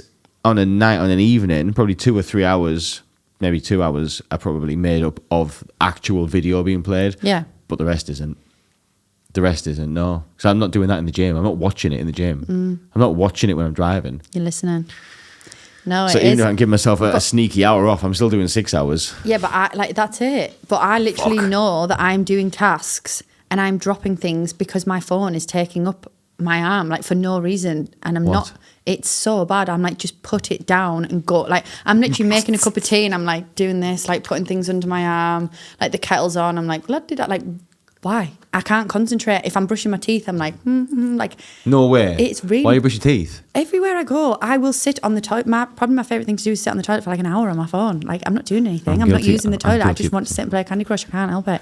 But it's really bad for literally No, carrying. I'm the same. Can't go to the toilet without my Without phone. my phone. No, my friends will sometimes literally be like, I'm going to the toilet and put the phone down. I'm like, What is she doing there? Yeah, I know people who put the phone down, won't go in the toilet with the phone. Yeah. I'm not going to the toilet without my Yeah, phone. what are you doing? Like, I'd why be are you bored doing? as fuck. Some people do have those little books, don't they, in a little box. Like, I'm going to maybe get some of them next to the... I'd piss on them. Next to the toilet. But it is interesting. I would spend a lot less time on the toilet if I didn't take my phone in there. Mm. And my legs wouldn't be dead. It's a bit of a problem. Toilet dead legs are the worst out there. They're fucking brutal. And by the way, you look like a right tit. You're only trying to pull your pants up and that. You fucking got a dead leg. You know, we talked about like people who love you seeing you at your worst time. I think that's about that's about That's as bad me as at my it lowest. You dropped your phone, fuck's sake, scum face down as it smashed. You're like, sound. Oh god. No, it's bad. It is bad. dear me. That's going to be my thing going from this. My wellness. I'm going to try and get off my phone. Well, listen. I hope you come again. So I'll set you a challenge, and I'll play the Okay. same game. Get At your the screen moment, time down. I'm 1-0 up on you on screen time. Just. And what are you, Southpaw? I'm 4:38. I'm doing Yeah, alright. you're a social media Yeah. person. Yeah, I do a lot of that from the computer though. You thought that quick, didn't you? Yeah. Wink, quick, look at him there. Think quick, fuck. Fuck. So I'll set you a challenge. Next time you come, let's see if you can. I'm going to make a conscious effort to get that screen time down. Yeah, there's things you can do. Like, I've set myself a limit on Instagram of 2 hours a day, and I ignore it probably every day it comes up. So there is things you can do. If And you I'm listen to definitely them. going to turn my notifications off, and I'm definitely going to Try and have a few out. hours off on a Sunday where it's just fucked off. Yeah, where it's off. Yeah. Or in another room on whatever. Do you know what I mean? Mm-hmm. Listen, before we go, where can I imagine you're influencing and stuff? So, you know, I want to do a little plug in case anybody does ever watch it. Yes. So, like, how can anybody book you for music? How can anybody hear your amazing creativity? How can you. people get you to promote things for money and that? Like, how do people find you? Well, I've got a website, which is christymcallistermusic.co.uk. I've seen that site. It's a nice website. Who made that? Dash Media made that. Did Dash Good Media little make it? company, yeah. Good little company. No, I really, really would recommend. I have recommended them for all websites and everything. I've got an Instagram, which is just Christy Mcallister, my name, and Christy's just with a Y. It's Christ with a Y on the end. And yeah, obviously, hopefully, you're going to hear me on the radio, even if you don't want to soon. But for now, it's going to be all on Instagram. On TikTok, Christy Mcallister on TikTok as well, if you want to see some strange things. You doing a jaw clenching thing? Maybe. No. Jaw clenching. Maybe Go not. on, Eh? man.